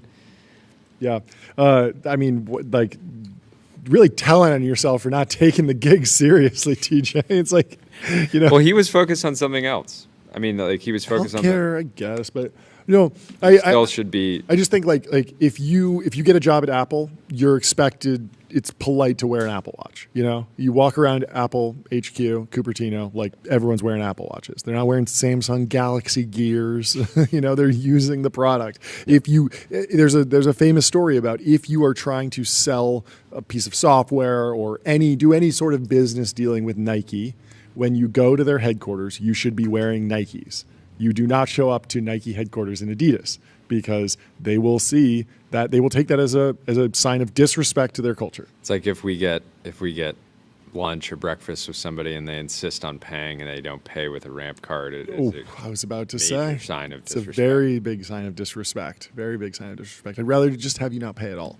But very, very silly, very, very silly. And I guess evidence that he was ready to move on and get into the world of investing and venture capital at Matrix, where he is now. Tim Cook has an iconic photograph in Getty Images. He hit the Abbey Road, says Mark Gurman, on the way to meet Trump. You love this. He is flanked by a crew of what appear to be bodyguards, or maybe just the boys, maybe just the homies. But it's a good picture. One for the tech. The Museum of Business History. We talked about this. Oh, we should go into this fabricated knowledge post. So I'm going to let you cover this. Yeah. I'll be right back. So Doug O'Loughlin has this thesis. He says, I think lagging edge is going the way of solar panels. Some can win, but the aggregate big number of chips is going to be bad. And so says first up is Texas Instruments. Where does he say this? April's pop was mostly pull forward. The lagging edge price war. Lagging edge capacity now behaves differently. Another upturn may come, but it may be muted and prolonged. Something is broken in auto and industrial. Texas Instruments is right to run inventories down. They likely will not need as much. There's a lagging edge permaglut, he says. What no one wants to admit, lagging edge capacity may be structurally different now. Earlier, I argued prices had to rise because new fabs cannot profit from selling lagging edge chips at prices set by a fully depreciated fab. There are obviously pricing problems in this scenario. With a new fab, a company can't turn a profit by selling lagging edge chips at a price that was previously dictated. Reality, the lagging edge took price in a temporary market upturn. Now we are reverting to the mean. The old trend line is back. There's no meaningful new demand for old nodes, and what exists is made and consumed in China. So you go and you make the smart toaster or the smart dishwasher, and you need a chip in there. You don't need a TSMC 3 nanometer TPU NVIDIA chip. You just need some lagging edge chip. It's going to be made in China. It's going to be assembled in the product in China, and then you're going to get that smart toaster delivered to you, and all of that's going to happen within the Chinese ecosystem. And so if you're running a lagging edge fab in America, Doug O'Loughlin thinks you're in trouble. The COVID supercycle plus a new China supply line that does not care about capacity economics points to a forever glut. China has a long record of flooding the low end. State-directed CapEx boosts output at the expense of efficiency. Doug wrote about this involution dynamic recently in China's race to the bottom. Products at 90 nanometer and above should internalize a permanent China glut. Companies resist that conclusion, but the case studies are familiar. Solar modules, LCDs, LEDs, steel, shipbuilding, batteries. You've seen it time and time again. China wants to stay on the lagging edge and dominate there, the commoditized lagging edge, and not worry about, and they see that as the learning curve to get to the leading edge, but they are willing to sell at a lower margin for a very long time if they need to. Companies can still win share, but through performance and packaging packaging rather than by producing older chips at lower cost. ADI is a masterclass in adding capabilities. MPWR has focused on higher end power. The long tail will face a flood of Chinese supply. Good luck to the older fabs. I cannot resist talking about Marvel behind the paywall. So head over to Fabricated Knowledge and subscribe to the Substack. And we will have Doug O'Loughlin on the show again soon to dig into all of the dynamics of both the leading edge and the lagging edge. So Josh Steinman, famous for saying we are good morning, we are going to win every single day, has a post here that's not good morning, we are going to win. It says you versus the guy she told you not to worry about.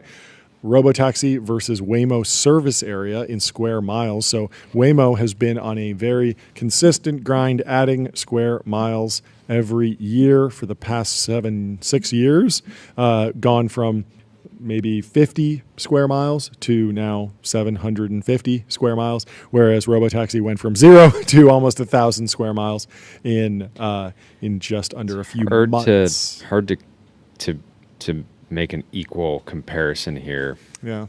Based on this single metric. Yeah. Obviously, I'm super excited about both companies, but one's still in beta, but the app is doing very well with Robotaxi. We will see. They number one in the safety charts. Drivers, number one in the charts. A little bit of a narrative violation. Nikita Turns out, maybe made a phone call to Tim Cook, and Tim Cook said, "Thank you, Elon, for getting us to space. Thank you for." We'll put you at the top of the charts. Thank you for Starlink. Thank you for the Model 3. Thank you for the Model S. Thank you for the Model Y. Thank you for the Model X. Thank you for the Cybertruck. Thank you for the Roadster. Thank you for the Falcon 9. Thank you for the Merlin engine. Thank you for the brain chip. For the brain chip, for the Neuralink. Thank you for boring Twitter. Thank you for building that tunnel in Las Vegas. Thank you for PayPal. Thank you for Twitter. Thank you for Ani and Valentine. Tim Cook definitely said thank you for Ani and Valentine. And Elon said, cool. You can have the Robotaxi app on iOS. Anyway. How did you sleep last night? Oh, I slept. You slept like a log? I wish. 71, only Terrible. 6 hours. 85, play the song. Let's go. 85. Thank you, Jordan. Travel days. Travel days are rough, yeah. Rough. Go to 8sleep.com, get a Pod 5, 5-year warranty, 30-night risk-free trial, free returns, free shipping. And you can use code TBPN. So this was cool. Yep. So this was just a cool move in the history of capitalism. Yes. Altacap says, didn't notice this until today. Okay. Another shareholder died. This is a Japanese company and donated their shares to the company, which was 6% of the outstanding shares. Their will also donated their real estate to the company. Yes. And Sleepwell said, "Oh, you think buybacks are cool? How about major shareholders dying and donating their shares to the company, plus some real estate for free?" Tyler, we do expect you to put the iPhone that we gave you in your will to TBPN. It will be passed down to another intern in 50 years. There's a funny contrast. I think yesterday. let's not make the call. 100 years. Thousands years. Wait, what does Xi Jinping think he'll live to? 150? So that's like 145 years from now. Yeah, for you. Exactly. But there was a post yesterday. What's this carrot? Yeah, the carrot and the stick. Oh, carrot on the stick. Carrot and the stick. No, they shouldn't be on the same. They can't be attached to each other. You put the carrot. You give somebody the carrot. Have you ever ridden a horse? You put the carrot on the end of the stick, and then you hold the carrot in front of the horse's nose. And then the pull. I'm more. I thought we were talking about the phrase like you're correct. Bring the carrot or the stick in a negotiation.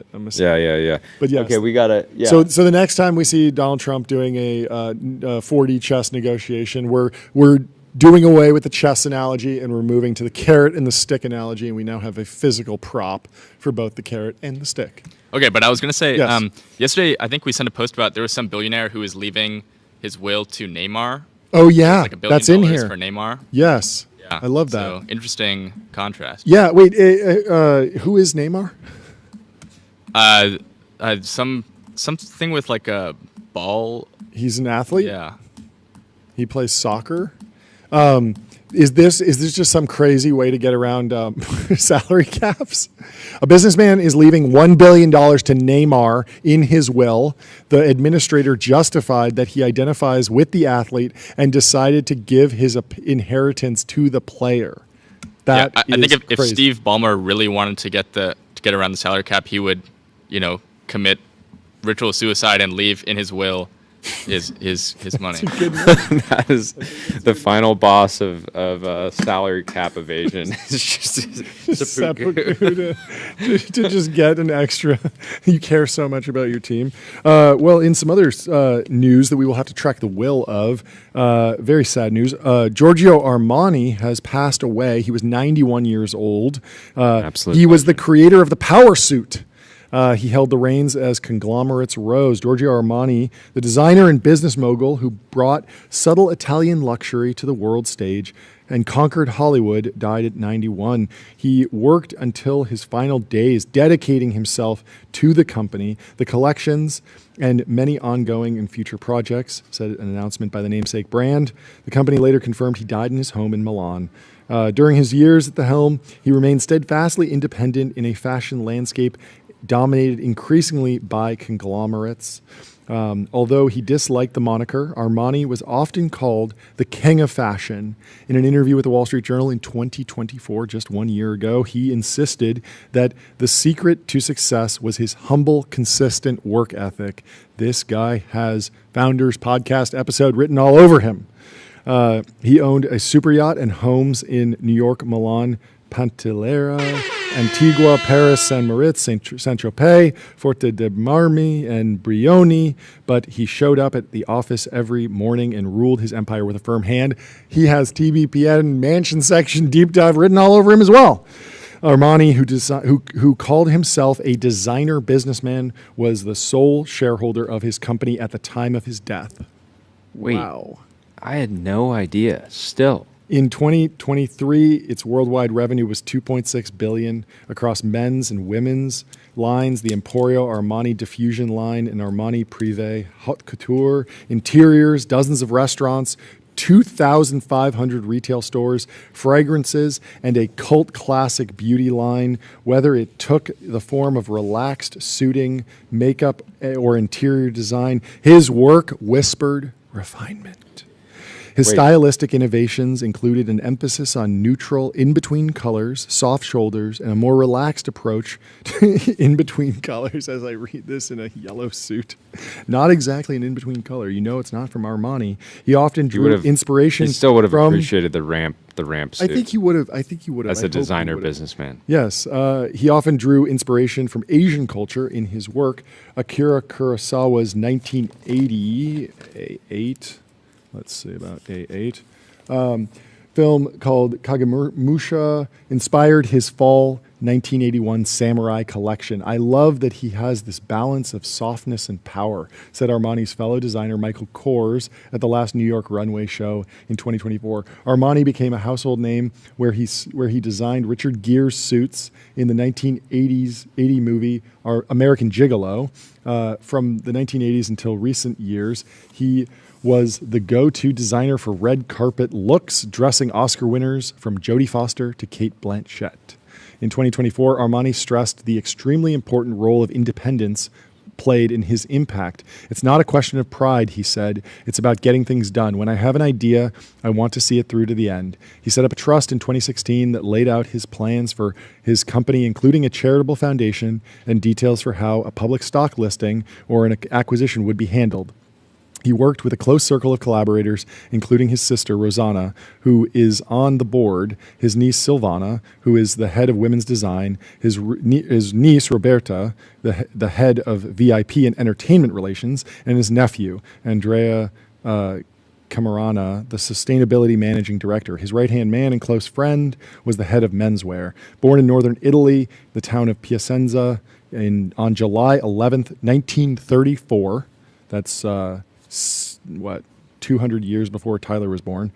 Armani was the middle child of three siblings between older brother Sergio and younger sister Rosanna. Armani described his childhood marked by a fascist regime and World War II as hard Scrabble. At 9 years old, he was standing outside a movie theater looking at a poster for Snow White when a friend came across an unexploded shell of gunpowder. It caught fire, and the young Armani burst into flames. He said he shut his eyes only to open them 20 days later in the hospital. This is crazy. Great Well, story. I know we have our next guest, but I can't stop reading this. One stop. second. We're sorry. We have the CEO of Scale AI coming on in just a minute. His only lasting scar was on his foot, where his shoe melted into his flesh. The incident contributed to Armani's desire to become a doctor. He attended medical school in Milan for 3 years before dropping out to fulfill his compulsory military service. After the army, Armani's latent creativity was stirred. He began working as an assistant architect, designing interiors and displays for a department store in Milan. He moved into menswear, working for a time at Hitman, a company owned by Nino Cerruti, freelancing for other brands. By the mid-1960s, Armani met his longtime life and business partner, Sergio Galletti, a Tuscan architectural draftsman, 10 years his junior. Galletti persuaded Armani to start his own business in 1975. He woke me up from a sort of torpor, from the little life in which I was living, Armani told the Journal in 2012. John. It's amazing. I hate to cut you off. Yes. Let's not keep our guests waiting. Let's not keep our guests waiting. Although that is a fantastic story. Welcome to the stream. Bring in Jason. Sorry. John was getting carried away there. Have you heard the story of Giorgio Armani? He just died, and what a fantastic obituary in the Journal today. No, I was hoping you'd keep going. That was great. Sorry to keep you waiting. It's great to meet you, Jason. Thanks for coming on. Thank you so much for hopping on.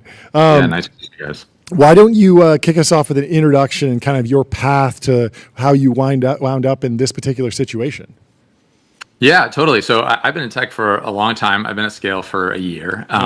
My background has been in starting companies, early in my career, onto, more notably at Uber. I started the Uber Eats business there. Oh, cool.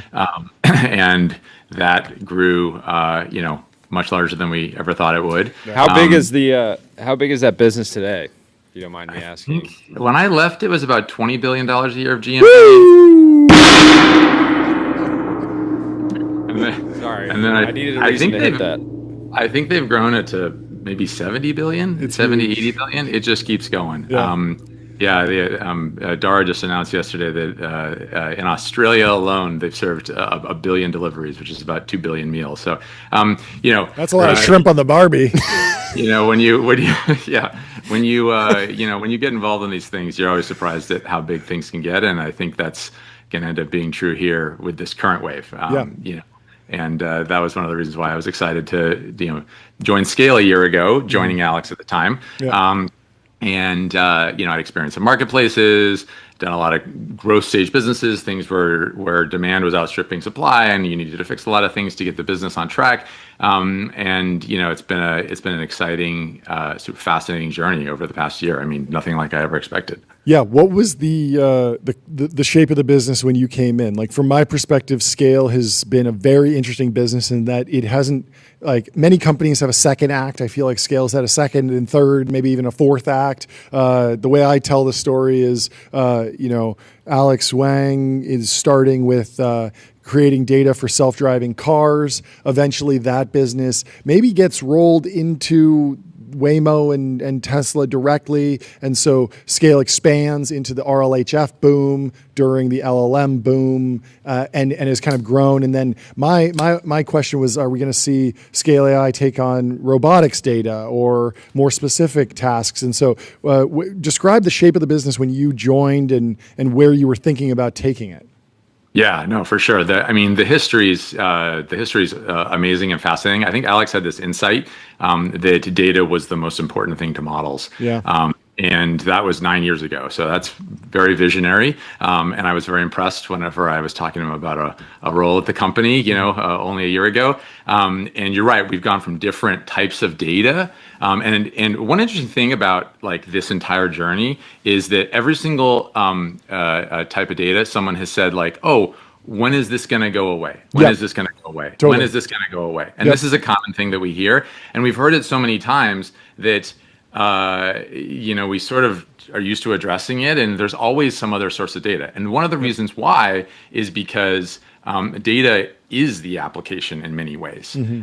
You're going from a software space where it's software organizes data for use by humans. Now you've got data driving applications of things. Mm-hmm. And so as we generate more and more data, the models are serving customers those customers have higher and higher demands of what the model should do, which then drives demand for more data, and the data changes. But we've gone through this so many times, from expert data to now models are working on like how do they do things for you, right? It was about knowledge capture, and then now it's about skill capture. Yep. So it's been an awesome journey, and the company has been extremely agile and extremely commercial over the entire journey, which is which leads us to this discussion. Yeah, it hasn't just been just like like if you zoom out, it's like one smooth sort of exponential, but in fact there's different pools of data that have been maybe a series of stacked S curves, but that's the story of all technology and all progress. So I'm interested to know when Alex did Invest Like the Best, he had a very interesting point about robotics data being particularly rare. Like, at least we had the internet to crawl and scrape, and that was something that it eventually needed to be polished with RLHF, but with robotics data, there's just so little out there. And I was wondering if that was something that you were interested in looking at, or if it was immediately the skill capture thing of these like really, really niche experts, people who know about archaeology, and it's just not on the internet, and you need to go get some PhD, get them on the platform, and start having them answer questions so that can get baked into the models, and we can get out of the what is it, like Gell-Mann amnesia or Dunning-Kruger for these models, where it sounds great until you're asking about the thing that you're the expert in, and then you're like, oh, actually it's only at a college level. It's not actually at the full expert level. Right. Yes. So yes, we do robotics data today. We've been doing, that's one of the newest parts of our business. Yeah. That's the way beyond expert data. Sure. So we've been doing expert data for a year and a half plus, depending on where you draw the line on experts. Sure. But everyone in the data business is in the expert data, is in the expert business, because that's what the models need. That's what they demand. Yep. Something like 15% of the people in our network are PhDs. 25% have master's degrees, and like a very large percentage, I think 60% or so, have at least a bachelor's degree. And so, that is where the knowledge capture has gone. Robotics, it is interesting, right? Because you can't necessarily pre-train on this like corpus of information from the past 25 years of the internet. And so that probably just increases the size of the opportunity going forward. But the space is new, right? Yeah, I mean, totally. there aren't robots walking around the world yet. So a lot of this is still in development. One other thing worth mentioning is like all the data types from before, we still do. Like, we still supply data to autonomous vehicles companies. We're still providing computer vision data to the US government and other parties. And so these things do stack up, as you mentioned, into what is now a pretty big business. Is there still some piece of the business that's not AI, not directly AI related, like almost like Mechanical Turk-esque? Like, I just need an actual human to do something at an API endpoint for a very reliable, very scalable, and so I come to you, and instead of going to an LLM, I just have people doing it on demand. Is that a thing? That's not a thing for us. Okay. I do think that is a thing in the industry. Sure. Like, some of that work has gone into BPOs Sure. and sort of like lower margin, less difficulty type tasks. Yeah. And so we're at the frontier, and part of being at the frontier means you do the hard stuff. Yeah. The margins are better. Yep. The skill level required is higher, and it pushes you to constantly be driving the business forward. And that adaptability, frankly, that started with Alex in terms of like always looking for the next thing and being really close to the tech, is kind of what's allowed us to get here. On the customer side, how are companies buying this data? It seems like there's overwhelming demand. Well, you go to them and you say, "I'd like 10 data, please." 10 data. 100. No. I mean more so like what do the actual like customer relationships look like? Sure. It seems like a lot of the labs and big players are actually working with multiple providers, and that's not necessarily a bad thing, because different providers can specialize in different things. Yeah, I mean, we have, that is true. That's sort of a general understanding of the market. The reality, though, is on the ground. If you want high quality frontier data that's difficult to get at volume, the number of providers goes down dramatically. And so there's a lot of claims being made out there about doing things at scale. We're one of the largest providers today. We've been one of the largest providers. And so I think that's, through all of the change, that's what's allowed us to keep the relationships that we had, which is it's actually pretty hard to get this data, right? Like you really have to have the right network. You have to know how to talk to the network. Because if you imagine like being in the we call them contributors, meaning the people who provide the data to the models through us. If you imagine being in their mindset, you have to have a system that can interface with them on what is a part-time job for them to give high quality data for a very technical audience, which is the researcher, so that it changes the weights of the models in a positive way. And that's not a super straightforward thing to do. And so, and the business is going great. I mean, like I've seen a lot of press out there. There's been a lot of coverage, a lot of speculation. Every month since the deal happened, we've had growth, which I think a lot of people will be surprised to hear. Given, I mean, like I read the news and then we look at what's going on inside the company and we're just like, okay, we got to start talking a little bit more. Obviously, I've been in the seat only a few months, and so there's been a lot going on. But like things are going well. We have one thing worth noting, is we have two multi-$100 million businesses. We have our data business, which we're most known for. So if you were to split either of these out, and we have an applications and services business, which applies this in customers, that business alone has hundreds of millions of dollars of revenue. And so if you were to break that out, it'd be its own unicorn or decacorn or whatever they're called these days. That's wild. Great. Do you ever you get inbound? Maybe customer fills out a form on your website. Do you ever have to check to make sure it's not like a runaway super intelligence? It's like off on its own, just like hoovering up data. Well, I mean, great question. We tend to know our customers pretty deeply. You gotta have the KYC process in place. And frankly, they spend.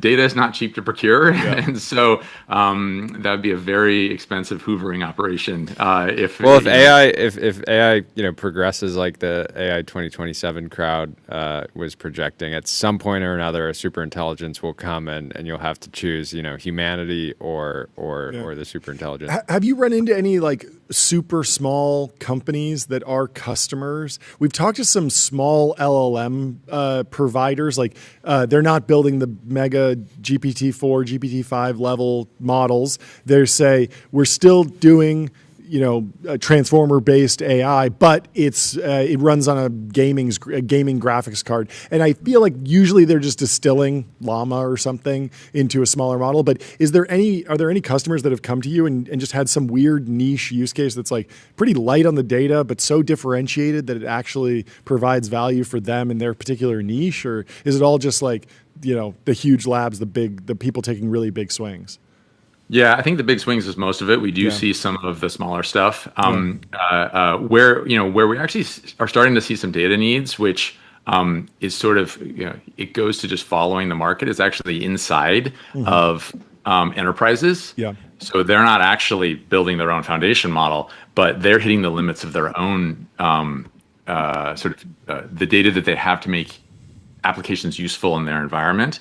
And obviously the US government, we do a lot of computer vision data for the Department of Defense too. So those are the more sort of smaller customers and maybe less publicized things that Scale does. Are there other analogies to the DoD where there are companies that have private, more secure data needs, and maybe the Scale process is working on top of their own proprietary data and they need to transform it somehow and you get involved? Is that a thing at all? Yeah, so that's the applications and services side of our business. That makes sense. Right. And so the history there is as we were supplying data to the model builders, obviously Scale is very well known. Alex is very well connected. The company knows a lot of people. People started contacting us saying hey, we kind of thought this AGI thing was just going to pop out of the box and do everything for us. And the reality is that's not what's happening at all. So as we got pulled into that world and being asked like, well, how do I apply this to an accounting problem? How do I apply this to a healthcare problem? We started to see the actual fundamental problems inside of these organizations and why they can't get there. What's interesting is I've actually been on site with some customers in the past month, as we're getting to production with this latest round, and some of the limits they're hitting is the actual human knowledge from the executive staff, or in like a healthcare setting, maybe the most senior doctor, or in an accounting setting, the most senior accountant. And they sort of went into this thinking like, okay, we might need some data from the subject matter experts here, but maybe a junior accountant or maybe a junior lawyer will just go in and label some data where we don't have recorded data, but we need the models to do something that they currently aren't doing. And what's happening is that the senior staff is finding that they need to get involved, because as you build these agent systems, which agents are basically obviously just applications running, that leverage AI, that coordinate with each other, in order to align them, which goes to your AI 2027 comment, which is like, are they going to be aligned to like human values, and then will they do the things that we want them to do the way that we want them to do them? You actually need, the question becomes, who do you align it to in an organization? Like, do you align it to, someone who's straight out of college? Maybe. Do you align it to the most senior person in the organization? Maybe. They need a partner to help them figure out like which. Yeah. Do you align it to compliance? Exactly. Or somebody more on the operating side. Yeah. What are you guys seeing on the like smaller model builder side of things? Are you seeing like the things you're asking me about in terms of like their needs and specialization? Yeah, I mean, I think there's this big question right now about inference costs, and do you need to throw a reasoning model at everything? Token costs are coming down, but people just keep moving on to they're like, oh, the better model is the same price as the last model, so I'm not even capturing that 10% or the 10x gain or whatever is happening in the cost of inference. The most recent data point that we actually got that was hard was from Notion in the Wall Street Journal. Ivan, the founder, said that their gross margins dropped from 90% to 80%. Not that bad, and I think that's a trade that they should take all day long. But you could imagine that. I think. You could imagine that. So basically, Notion's probably paying for the best-in-class intelligence, and that's having a material cost on their gross margins. But if they figure out that, okay, what users are really excited to pay for is a report that summarizes everything that's happening in Notion across all your documents, or they really love templating with AI, or they really love having just a chat interface on the right that is somewhat aware of the documents, and they can just kind of ask, hey, I remember putting all of my medical records in one Notion thing, or I remember putting all my financial or my CRM over here. Like, can you find that for me? Over time, I would bet that they're able to distill that into smaller and smaller models, bring down the per token cost or token per dollar per million token cost to a place where the margins go back up. But it's kind of a broad question in the market as more and more companies lean into AI and want to deliver like the most frontier model possible to their customers. No one wants to say like, oh yeah, we added AI to our product. It's GPT 3.5. People will be like, why? For sure. What am I paying for? What can you share about like more general business strategy at scale going forward?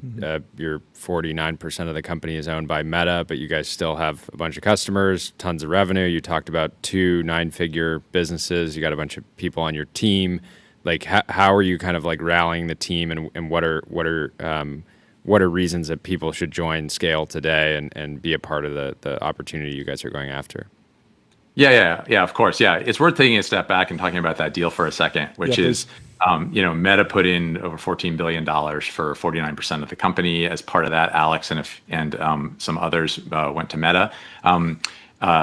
Scale still has over 1,100 employees, and we're and $1 billion on the balance sheet. And so we have a lot of And those money. employees, to be clear, just are not.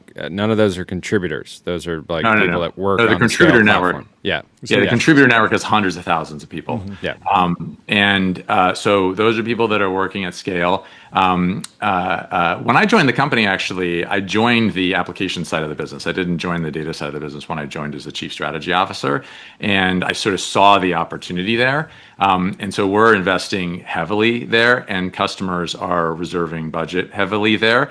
And, as an example, we just got a $100 million contract with the Army to provide services and data and people to them. And so you've got the data business, which is supplying data to the models. And then you've got the applications and services business, which is making those models do things inside of large, complex organizations, Fortune 500s, US government, international governments. This opportunity is going to be huge for Scale, and very few people actually know about it. This is a multi-$100 million business, as I said today. We've got contracts with Qatar is a huge customer, the U.S. government's a huge customer. We've got dozens of Fortune 500 companies that we work with, and so I think the opportunity for Scale right now is just to capture this wave going forward, because we're at the very, very beginning of actually making AI work inside these big organizations. I was going to ask you where in big organizations right now, where do you think AI is overhyped and where do you think it's underhyped? We asked this to Carp yesterday. Yeah, I mean, I think it's very overhyped that it's going to eliminate jobs in the next 1 to 2 years. I think this line of thinking would require a change in the curve of capabilities and the change management inside of these organizations, where I think it's way overblown. The promise is just so high, and the reality of what's going on the ground is there's value, but the value needs to be extracted, and that requires a ton of work. And so I think what's going to happen with these customers in the next year, if I had to make a prediction, is you're going to go from having a certain amount of money, which is usually a lot in these companies, allocated for AI initiatives, to what is the ROI? The Grim Reaper is going to come for every AI company that is not delivering value to these customers, because what's happened is they've all been sucked into this idea that if we don't invest in this, we're going to miss out. But because AGI is coming, and the reality is that if that doesn't pay off, that expectation is very high. And if you're not finding a way to give ground truth to these customers, they're going to be very disappointed. So do you think we're approaching the trough of disillusionment in some of these big enterprises? I mean, I think the gap. Yeah, I mean, my short answer is yeah. I think that I've seen this in many tech cycles before. The promises are way out over their skis. There's still a ton of value. It's not that it's vapor. We are delivering value, but the effort it takes and the amount of data you need to organize in a company and get from human beings inside the company to make sophisticated applications work is way harder than people are selling today, except for us.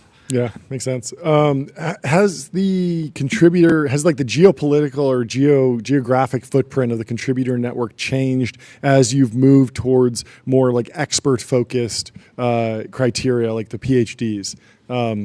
Is it still spread all over the world? Are people onboarding in Europe and America? What does the geographic footprint look like right now?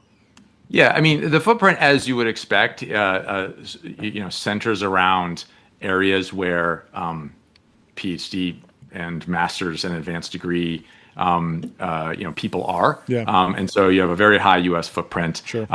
Parts of Europe, India, and Latin America. There's actually, one interesting fact is there's a lot of contributors who are contributing at a high level who've actually grown themselves. You would think it would be if you don't have a PhD, you can't do this type of work. Yeah. And maybe PhD is too far of a stretch here, but if you don't have domain expertise, what we've actually seen is contributors go through this whole cycle from a sophistication standpoint, and we think that they're self-teaching. Yeah, basically.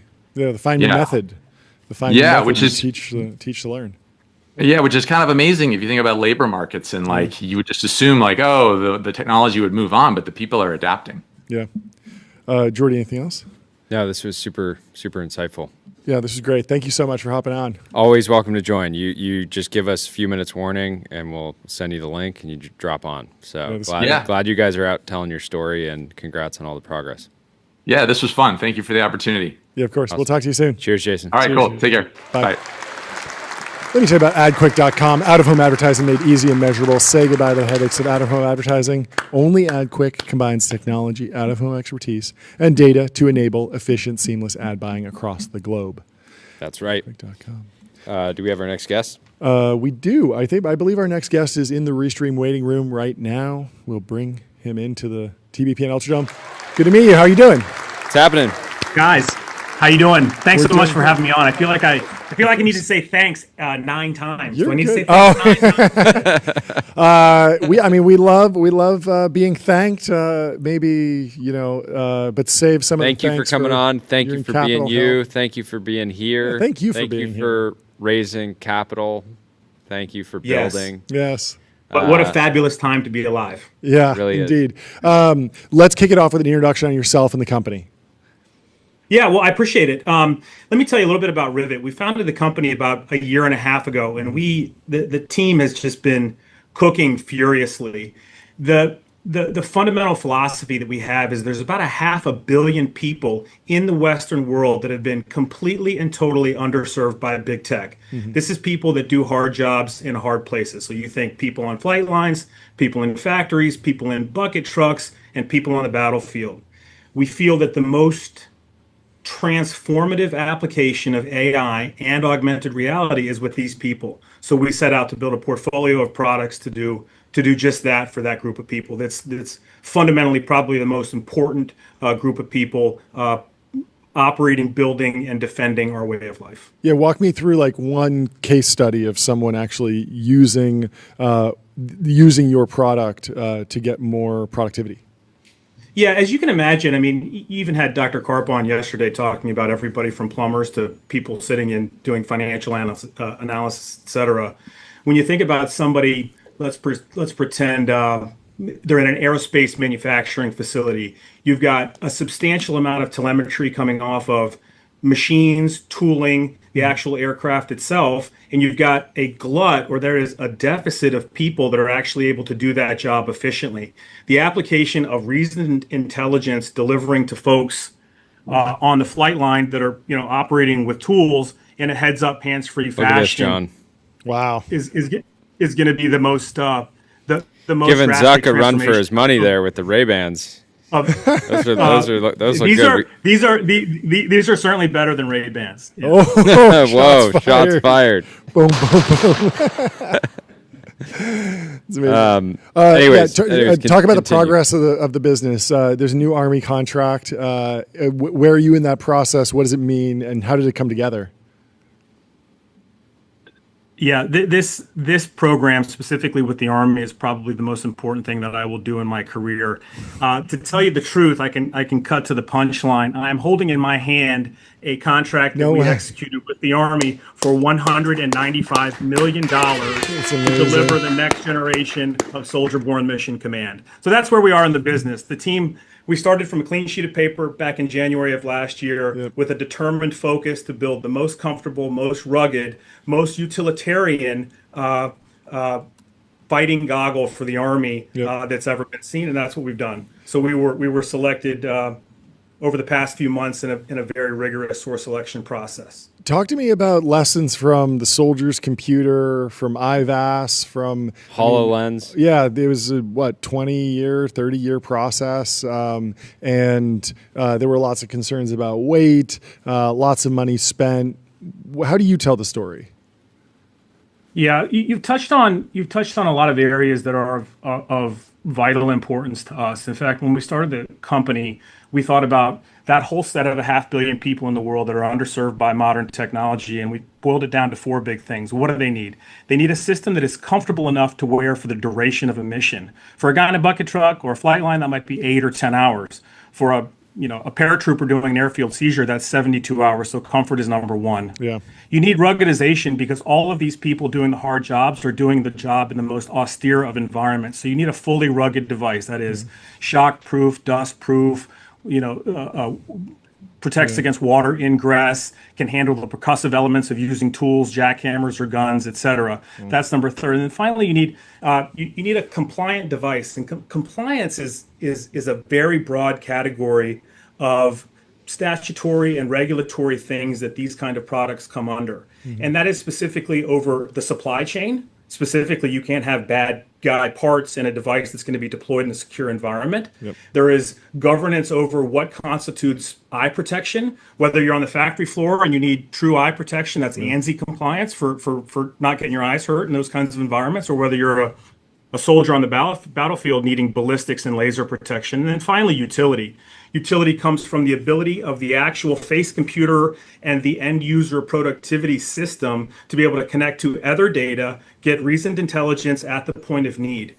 Where that utility comes back full circle to the enterprise is now you have, let's say the enterprise ontology has a set of eyes and a set of ears that understand the enterprise the way that the human would. And that's the do loop that we're creating with these dynamic task systems for these frontline workers. Is the why now basically just we're in a phase of, I don't know, technological commoditization where miniaturization of batteries and chips is at a point where it's just we're getting to a place where you can functionally deliver everything that you said? And like, do you think it would have been possible to build this 10 years ago, 20 years ago? John, it was a perfect prompt. Like I was going to answer your question exactly that. In fact, this device could not have been built 5 years ago. So you have a confluence of a bunch of things happening. If you think about just the supply chain and the underlying components that go into products like this, and you think about the amount of capital that's been poured into them by all of the big tech companies that you know what Zuck has actually spent. He reports it quarter over quarter on the mixed reality lines in the report. That's something like $65 billion, I think the last I checked. Certainly know what the other big tech companies. Net, you put the sigma on the bottom of that column and you get something like $250 billion has been invested in the underlying things that emit light, combine light, bend light, the processing capability that can go in a small form factor, remaining thermodynamically compliant so it doesn't burn your face, et cetera. So all of that supply chain has come together, and it's a very hungry supply chain because for 10 or 15 years they've been promised that everybody in the world is going to be wearing these things. And that's where the market has actually gone wrong. Augmented reality, mixed reality, and virtual reality has largely been a technology looking for a problem rather than a solution to a big industry's articulated need. And that's what we've built and what we're focused on. Yeah. How important is SLAM, like some simultaneous location and mapping, I think is the acronym, but the actual idea of like overlaying images into the real world versus just a HUD that is static. Like when I'm in Call of Duty and I do a 360 no scope, the mini map stays in the same part of the screen the entire time. When you're in, the Apple Vision Pro and you put a screen down, you turn your head, the screen stays in the environment. There's benefits to both. What's your take? I think that there is a ratio or proportion of what is world locked and what is head locked and what is body locked in every application scenario. And you have to have the right thing to make the best user experience. And that user experience has to contemplate the cognitive load of the end user, the environment, et cetera. No doubt SLAM and the ability to create a holographic can and put it on the table and stay locked. So as my perspective on the can changes, it's rendered appropriately. And then being able to do that fast enough so there's not some oculovestibular discomfort that causes you to want to puke is critical. So when we think about advanced manufacturing scenarios, specifically the installation of a part on an aircraft, you want to be able to line that up very accurately. And when the quality control guy comes past, he's got to check and validate that it's in the right place and installed correctly. So in that sense, it's very important. In other use cases, you referenced the Call of Duty kind of thing. Some coarse or 3DOF based, just like, hey, I want a crude kind of location. Like I'm looking this way. There's some nouns that are bad or good on this side of me. You can reduce the amount of 6DOF or high fidelity SLAM that you have to do. Long-winded answer to your question. It's critically important to have that capability in the system and available to application developers that are developing with it to build a good experience for the end user. On that flexibility point, but do you want to create two different hardware stacks? Because I imagine a 3DOF headset could be lighter, could have longer battery life. Like you're just doing less things, and so maybe you can have some savings that you pass along to everything else. Or is this just not an issue anymore? The issue is becoming further and further less severe or less acute as cameras and processors and the actual algorithms themselves become more efficient. Certainly the market that is most important to us and where we're focused, we don't need a $300 consumer device.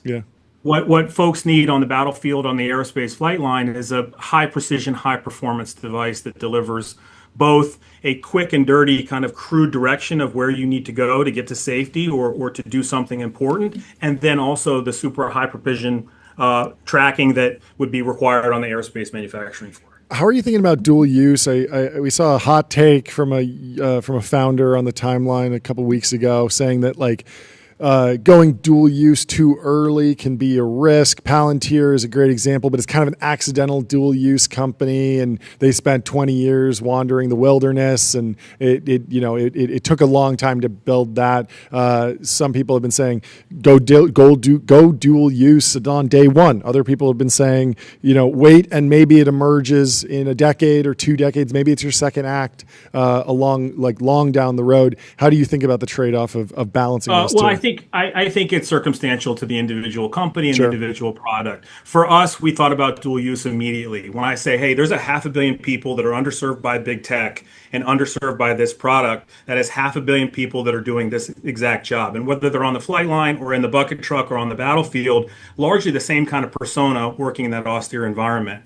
For us, the Army contract is an incredible thing for us, primarily because if we get it right for the most size, weight, and power constrained user that is the most hard on their gear and operating in the most critical environment, we get it right for everybody else. And that's what we've done. So that market will come. In fact, when I started contemplating about the thesis in our product development and go-to-market direction, I thought maybe the commercial market would be serialized behind. But what we've seen just 6 months out of stealth, as people are looking at the product, they're hungry for it and they're ready for it. So this is going to happen in parallel. I've referenced the Army contract. We've got signed scopes of works and execution agreements with some of the biggest aerospace manufacturers in the world to do exactly this thing on both the military flight line and the commercial flight line. It's fantastic. You're out of stealth. Give us the fundraising update. Got some news for us? Yeah. I got to tell you something. It's an incredible situation to have a confluence of these things coming together in the same week.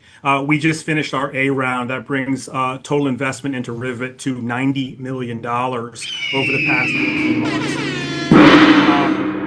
This is a market that our investors believe in. Shout out Doug Filippone, Snowpoint Ventures. We've got Steve Cohen, Point 72. Steve Cohen, let's go. Who led our seed round, and then Duquesne Capital. Shout out to them. Very cool. That's fantastic. So, cap table is just 4 goat emojis. That's great. Yeah. You can't. We just can't. Well, have better I think customers and supporters. Yeah. I love companies like this where you just take a team with deep domain expertise and a bunch of advantages right from the start. But then when you have that, you have to execute at an insanely high level, and clearly, you guys are. So fantastic. It's awesome to see. Masterclass. Well, thank you so much for taking the time to talk to us. Enjoy guys, the thank weekend. you very much for having us on. A lot of fun. Course. I love the show, man. You guys are innovating. Keep I doing appreciate it. Thank you. Yeah, come back. We're doing. This is an austere environment. It is. There's bugs around. There's dust. You guys need some Rivet. I know. Honestly, I'm reading chat over here. I'm reading text messages about who's the next guest and stuff. Well, makes a lot of sense. You guys, we got to get you out of the studio and out into the woods to do some frontline stuff. You want to come shoot some guns and do some cool stuff? We'd love to have you. Yeah, thank you so much. Congrats. Guys, thanks so much. I appreciate it. We'll talk to you soon, Dave. Cheers, Dave. Have a great day. Bye. Bye. Up next, we have Mert Mumtaz from Helios.dev. He's we will calling tell in you about Bezel first. GetBezel.com. Your Bezel concierge is available now to source you any watch on the planet. Seriously, any watch.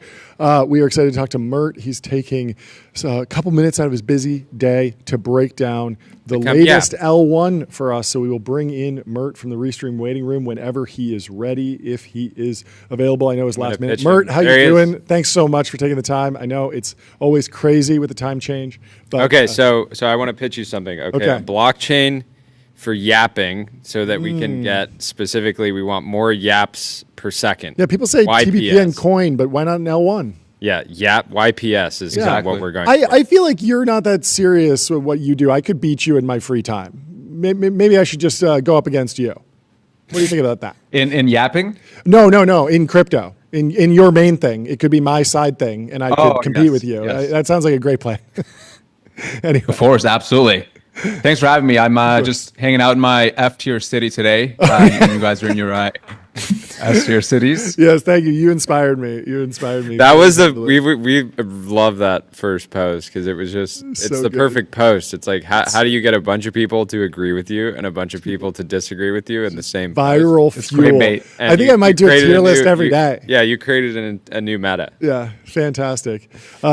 Anyway, take us through like what actually launched and what if you can give us like a Steelman and then your kind of argument. I'd love to just kind of like get up to speed on what Stripe and Paradigm are doing here, and then kind of understand some of the trade-offs. Sure. So I'm guessing people have all read the announcement, but basically it seems there's a new blockchain called Tempo. And they're messaging in such a way that it's an independent company with Paradigm, which is a VC firm, mostly in crypto or really exclusively in crypto, and Stripe as the first investors. It's a team of 15 led by Matt, who co-founder of Paradigm, very, very good investor. And they're basically building what's called a layer one, an L1 blockchain called Tempo, and it's going to be focused on payments and stablecoins. So there's a few, and we can go quite a few different directions here. So there's a few controversies around it. For example, this is the 5th or maybe 6th payments L1 or chain that has been announced in the past few months. It has some parallels to something like Libra back in the day from Facebook. Yeah, I was going to ask. And then the one other thing that got some heat is that it's an L1 instead of an L2. So an L2, for people who are unfamiliar, would be basically a smaller blockchain on top of a bigger blockchain. So generally, an L2 is on top of Ethereum, which everybody obviously knows of. And Paradigm traditionally has been very Ethereum-centric, not exclusively, but very Ethereum-centric. And so for them to create an L1 instead of an L2 on Ethereum turned some heads as well. So there's a lot there. Okay. So I mean, I know very little about this, but the obvious one is most of these problems seem solved by Circle and Solana. Like we've seen a lot of these big, but I mean, just in this idea of like there seems to be a serious player from my perspective that's taking stablecoins seriously, and there seems to be a player that's taking transaction TPS seriously. I guess given that you're building in the Solana ecosystem, I guess some of the pushback that I saw from you on the timeline was that, complaining that or not complaining, but in the original announcement post, they shared an example of during Trump coin launch, you couldn't run payroll or something like that. And we're basically saying that we're not going to be able to rely on something like a Solana. You were pushing back and basically saying that there's a lot of reasons that you would want to create a new L1. There are real reasons that you kind of laid out, but transactions per second would or sort of scale maybe is not one of them.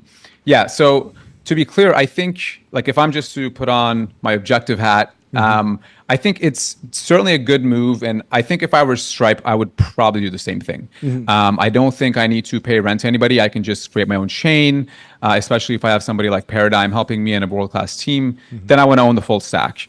Right. And I think that's totally fair, and the distribution and everything that comes with it.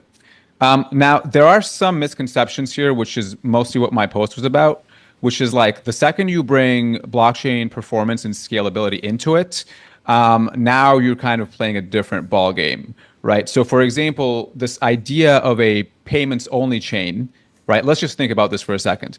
How can you possibly have something that's a payments only chain, right? A blockchain is by definition something that's permissionless, meaning anybody can just come on and do anything that they want there. So if you just say we're going to be paid for payments only, that's not going to actually happen unless you enforce that somehow. And generally, the way to enforce that is twofold. One is the chain can be not Turing complete, so something like Bitcoin, where you actually can't do anything other than send money. The other is you can permission the chain, which is actually what's going to happen here for when they first launch. Now, they did say they have plans to make it permissionless in the future, but I think that's going to prove out to be much tougher because the second you make something permissionless, you end up getting all sorts of degenerate behavior or people launching Fartcoin and all these different things that you just absolutely cannot design for. Fartcoin on Tempo.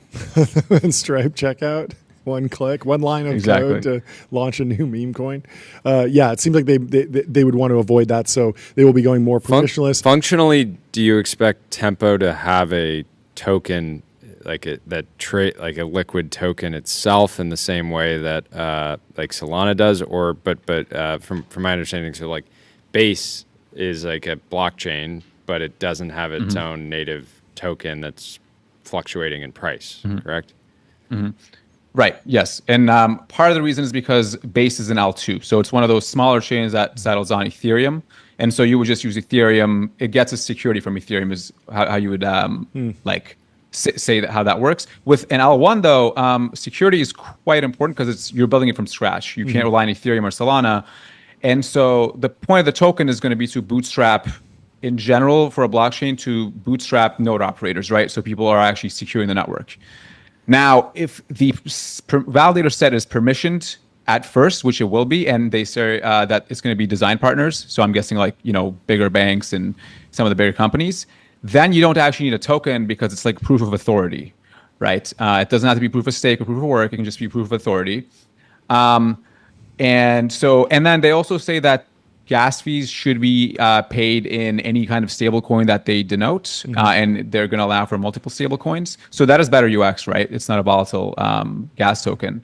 So I don't think they actually need it at first. I think it will be important if they actually want to become permissionless going into the future. Okay, so the permissionless thing is something that they can drive for the long term.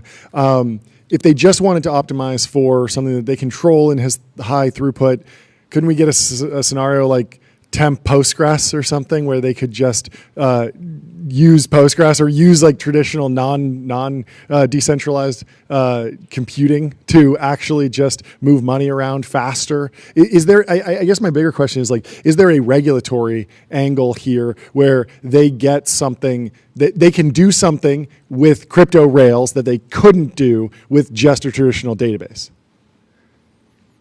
Right. Yes.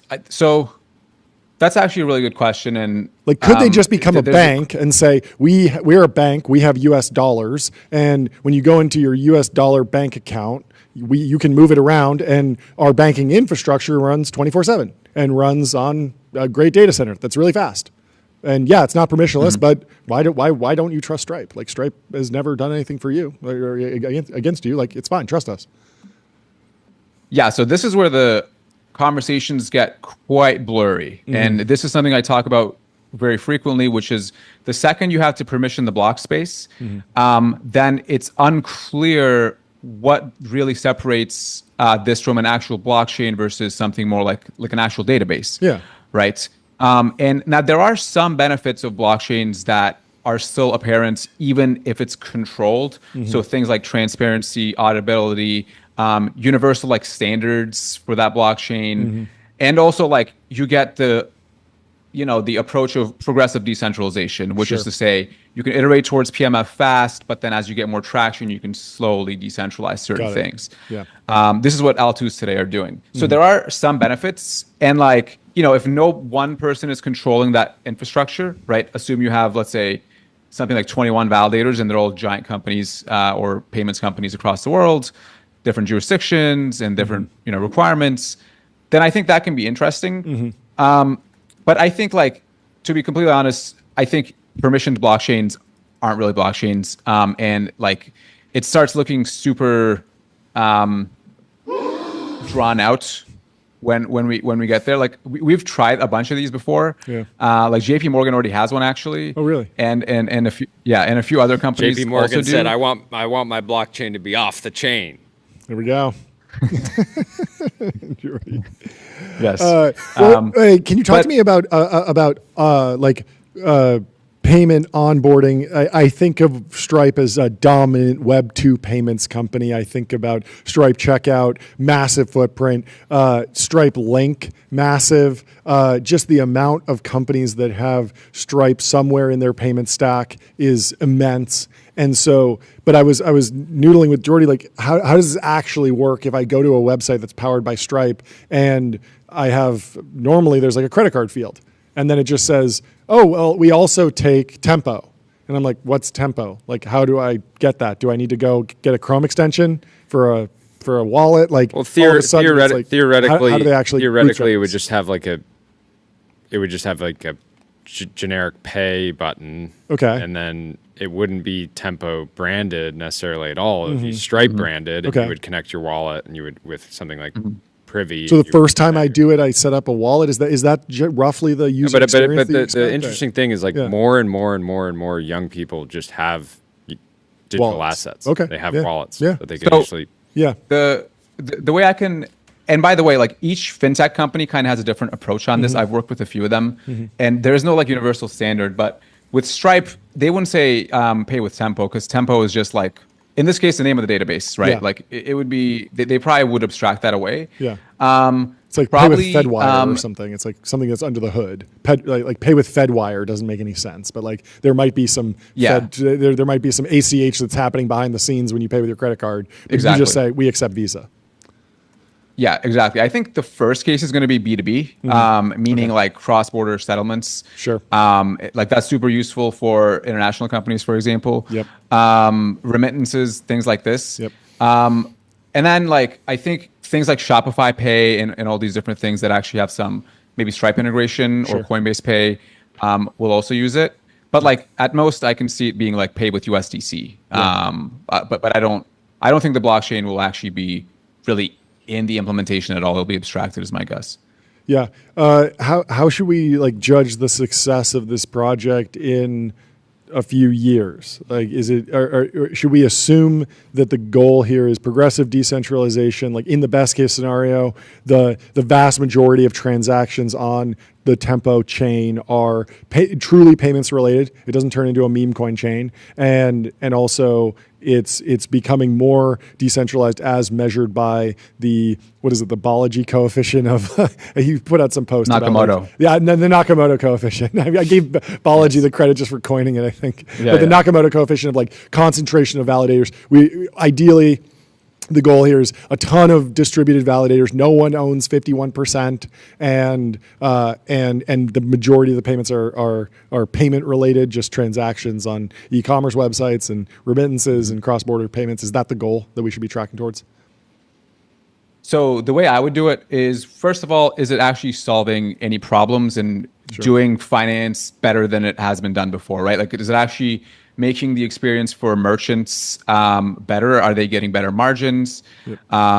How easy is it to do cross-border things, et cetera? Like the UX and the actual product need, I think, especially when you're in crypto realm, is something that gets overlooked. But like Stripe is obviously probably the team to take this over the line. So that's going to be one. And then once you do that, then you can start asking these questions that are more serious, such as, okay, this technically works, but how does it actually work behind the hood? Like they say it's a blockchain, but is this blockchain controlled? Can I actually secure my funds here, or can this one company actually take it away? Right. And so like what you said about progressive decentralization, I think makes a ton of sense. And then, you'll want to look at just basic numbers, like what is the amount of stable coin flows going in and out of this thing? Is there like decentralization of stable coins? Like, is it just USDC or is it Tether as well? Maybe Stripe does their own stable coin. So there's a lot of interesting approaches with this. And then I think what's going to be interesting is like, if it's permissionless, which I don't think it will get there for a while, if it does become permissionless, does the scale benefits that they say do they actually hold up to reality? And I think that part is going to surprise a lot of people, because I think people are not ready to understand how crazy degenerates get on blockchains that are permissionless, and how to actually scale those systems. But I mean, I've seen some shit, and so I think if it remains permissioned, then I think they'll do it. But like, that's the big question for me. Like, how do you actually do this in such a way where it is only for payments? Yeah. When you talk about degenerates doing crazy things on permissionless blockchains, you're not just talking about a bunch of people showing up and like aping into a particular token. You're talking about somebody setting up like a bot that's like programmatically interacting with the blockchain at an ultra high volume. Is that correct? Oh yeah. I mean, like, take I all just the wanna big live- players in HFT and just like okay. mix them up with like random British sneaker botter kids. Yep. And then with like some random like Russian MEV farms, and Got like it. it's all out war. I just want to get to a place as a country and the crypto industry broadly, where the next, whoever's elected in 2028, that they can launch multiple coins of the size of Trump coin at once and make sure that payroll is still running smoothly during that time. So That's the goal. That should be the goal. So Anyway, thank you so much for hopping on. Thank you for filling us in here. We appreciate and you taking the time. come Very back helpful. on as there's more news. We will talk Always to you great soon. catch up. All right. Good Thanks seeing for having you. me, guys. Cheers. Up next, we have Harish in the Restream waiting room. We've kept him waiting. We will bring him in from Augment. Big news today. We're very excited. Play some soundboard for me, JD. Thank you. Welcome to the stream. Sorry to keep you waiting. We had some breaking news in the crypto Welcome. world. We had to dig in. He was only available at 1:40. So thank you for taking the time. Hey, no problems. Very excited to be here. Thanks for having me. Of course. Break it down for us. What is the news? Well, the big news is that we're announcing our Series A, which is an $85 million Series A. Congratulations. Big number. And walk me through the state of the business.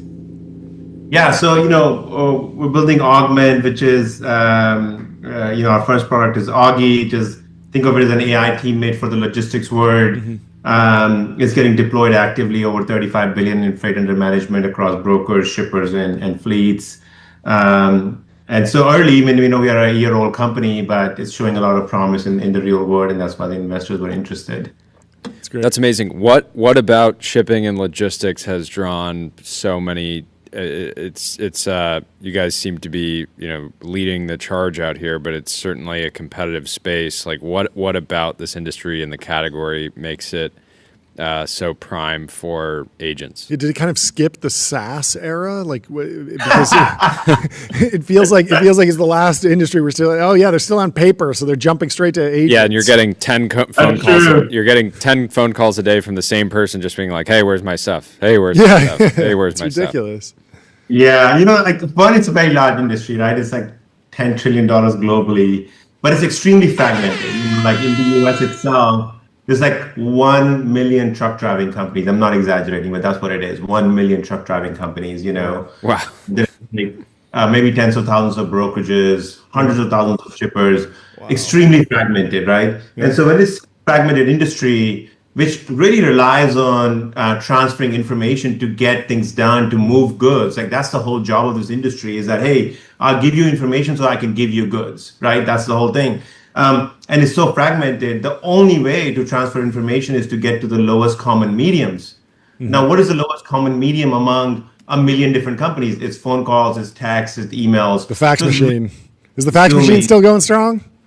Fax machine. I actually have seen fax machines in some of my customers.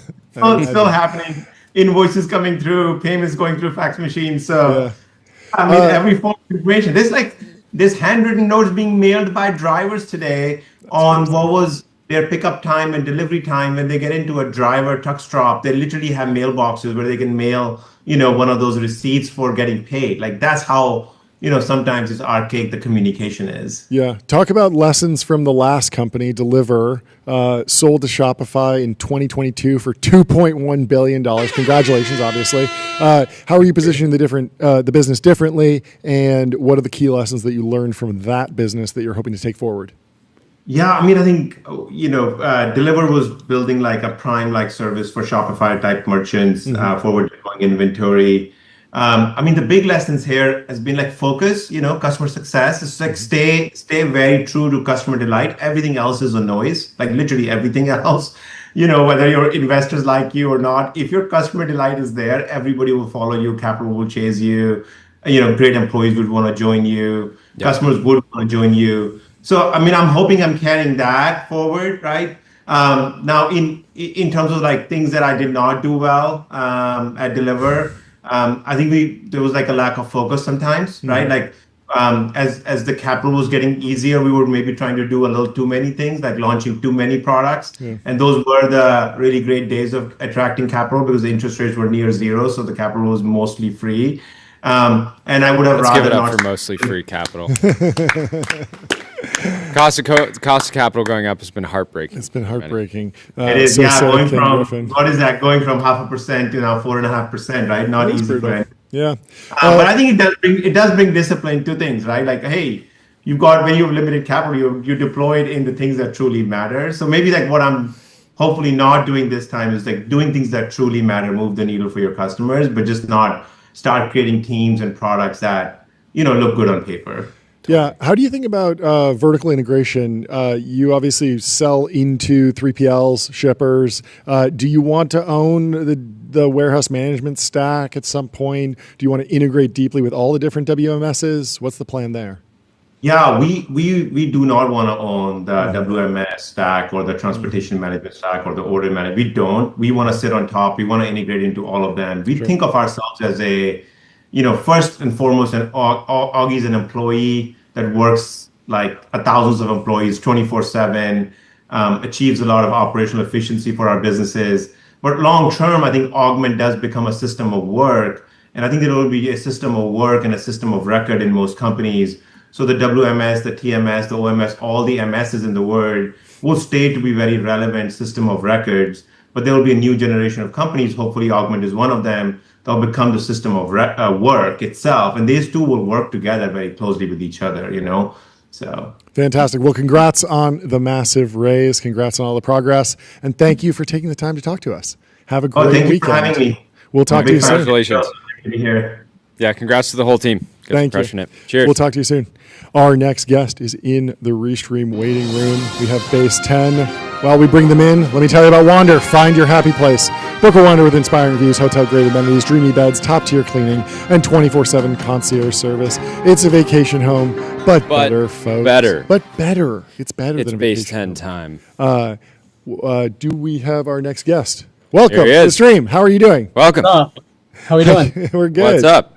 The eagle has landed. The eagle has landed. Welcome to the show. Kick us off with an introduction on yourself and the company and the news. Yeah, thanks. I'm Tuin. Oh, thanks for having me, guys. I'm Tuin. I'm the CEO of Base 10. I'm pretty excited today. We're an AI infrastructure company. We just raised $150 million. Let's go. Congrats. Yeah, right. That is loud. That is loud. $150 million. Congratulations. Incredible. And it's great to meet you. Yeah. Announcing a fundraise on a Friday is not for the weak, but you guys are wasting no time. I love it. Can you give us quick history on the company, your background? Yeah. Look, my background's in machine learning and AI. I've been doing it about 15 years. The company's actually 6 years old. We didn't start success. The company's 6 years old. We've been thinking about how to turn AI into value. Yeah. For a while. I think the last 2 years have been a bit crazy. We started focusing very aggressively on inference maybe 24 months ago. Are you guys familiar with what inference is? Yeah.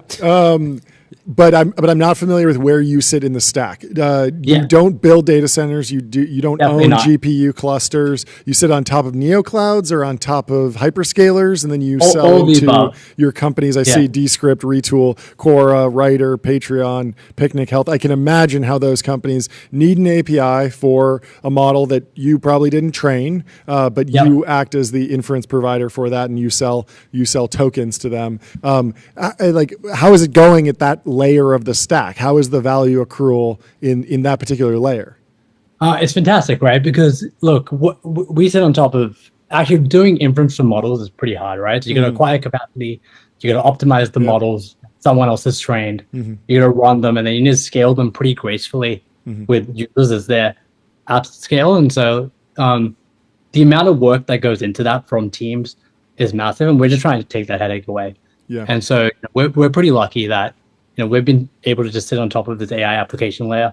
And as that's exploded, we've just kind of rode the wave with it. And we work with a bunch of amazing customers like a Bridge, Bland, Gamma, Clay, Open Evidence, Notion. What is the durable moat? Like, how does value accrue over the long term? Because I feel like, if you don't own the model and can't like rent seek on that, or you don't own the hardware, all of a sudden it's like Open Router is going to route people to wherever the cheapest tokens are, and it becomes highly competitive, and the margins might compress. Like, what's the long term strategy?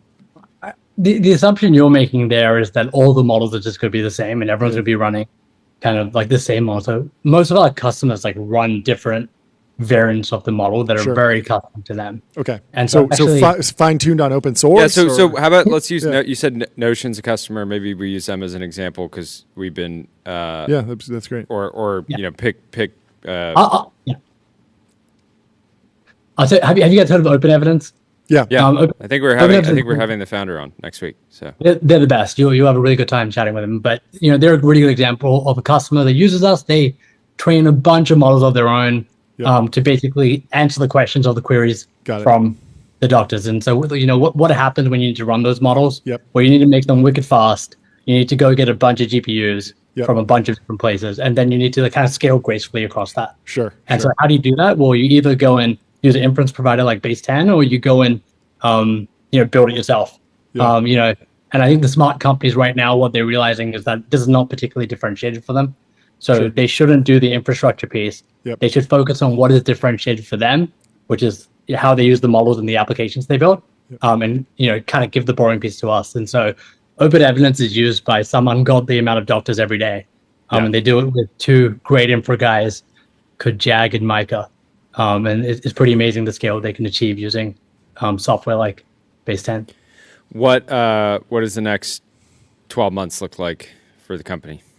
Yeah, look, this is it's such a land grab of a market. We've been doing this for a while, and we've built some great technology, but we can't overestimate how much like a market just showed up for us. And so how can you go as fast as possible? It's actually kind of like what it feels like venture was built for. That's why we're raising capital right now to solve two core problems. One, hire a go-to-market team that's going to be killer and scale that, and then hire amazing engineers that are incredibly expensive and hard to come by. Yeah. I don't know. We could go deeper. Last question for me. What is your view on the broad trend in token pricing? There's been people going back and forth on whether or not we're going to get 10x savings quickly in inference pricing, whether it's going to be all saving custom on a per silicon token basis, but then just using OpenAI just put a $10 billion order into Broadcom. And I'm wondering, but then at the same time, companies are just saying, I want to stay on the frontier. I'll use a reasoning model. I will continue to eat the high, per token costs that come out of the bigger models. Yeah, look, I think the token price goes down, and inference should get cheaper over time. Yeah. And I think that really just means there's going to be more inference. I think Jevons paradox. All of us in tech discovered Jevons paradox 6 months ago. But every time we lower prices for our customer, or we go and optimize their models to make it cheaper, 4 months later they're spending more anyway. Wow. And so inference prices are going to go down, but if the world is run by AI in 10 years from now, there's going to be a lot of inference. So it better be cheap. And we just hope that we can power all of that and be the invisible layer underneath it, and hopefully scoop off a bit of value while we're at it. What's headcount today? Just out of curiosity. 104, I think. 104. Let's call it that. That's a good team. That's good. Yeah, we were about 30, I want to say, a year ago, so it's going pretty fast. Yeah. How many pizzas is that? 100 people. 50 pizzas. Depends how much people eat. Right? 50 pizzas. Yeah. Anyway, thank you so much. If it's bulking season, it's different. Might be 100 pizzas. Yeah. Well, anyway, thank you so much for hopping on. Great having you. Cheers. We will talk to you soon. Bye. Last guest. We have a surprise guest. Surprise guest. There was some breaking news from Wired. Anthropic agrees to pay authors at least $1.5 billion in AI copyright settlement. Ooh. This just went out via Wired. That's a lot. And wanted to have Cecilia on. Hi. Celia, sorry, to talk about it. Yeah, great to meet you. I'm Cecilia Zanditi. Excited to be here. Nice to meet you. Give us the news. John knows nothing because he was locked in. I haven't heard about this. Break it down. Basically knows the headline. That's it. Yeah, so a group of authors from the Authors Guild sued Anthropic some time ago and announced last week that they had reached a settlement. And what happened today was there was a motion, an unopposed motion, where the parties said, okay, the settlement is going to be $1.5 billion, and it's going to cover the non-fair use of material for training Anthropic Claude. Is there any guidance on, is that just going to be paid out immediately? Is this one time? Because you can imagine that even though it's been baked into the weights, like the value from being able to go to an LLM and ask questions about a book, that's going to pay dividends and subscription revenue for decades potentially. Yeah, so it covers only past infringement, so up until August 25th. Yeah. And so in this case, what's interesting is that the parties in the court distinguish between use of pirated copies and use of copies that were properly acquired. In the case of the pirated copies, it was in a library called LibGen, and it was basically, the equivalent of like a Napster type of situation where these works, I think it was about, I need to double check, but in the couple 100,000 works from authors were in there. So the way the settlement worked was there's a named works list of actual things that Claude was trained on. And those authors will receive compensation here in due course. There's an administrator appointed and so on, but they get a certain amount per work. And that was agreed to, and that's what's being proposed to the court. Yeah, it's at least $3,000 per work, but That's it was pretty a lot of books. Yeah, I mean that seems like a pretty solid payout for most people. I don't know. I don't know. I think I think if you're an author who's not selling a lot of books, you're like awesome. It'd be like, but if you're somebody who you have a bestseller, $10 million a year off of my book, and it doesn't make a dent in their income, then it might be. Yeah. Have you been tracking the rest of the landscape here? There's been a number of these cases. Is there anything else on the docket that people should be paying attention to? Yeah, so interesting that the plaintiff's firm representing the authors here, Sussman Godfrey, is the same plaintiff's firm representing the New York Times against OpenAI. Sure. So that case is continuing. This case is settled on these facts. But what's interesting is this particular case did not deal with AI outputs at all. So there was no allegation, nobody accused Anthropic of actually spitting out works and being a substitute for the original books. It really was limited to the training piece. Yeah. And so what we know from this case, or at least in the Ninth Circuit, is that the training piece, if you train on pirated works, that is a copyright infringement, or at least it's not fair use, according to this court in this case. Yeah. Yeah, I mean, it seems like going forward, data is the new oil. It will be acquired via, some sort of contract and paid up front so that you don't have to go through the courts.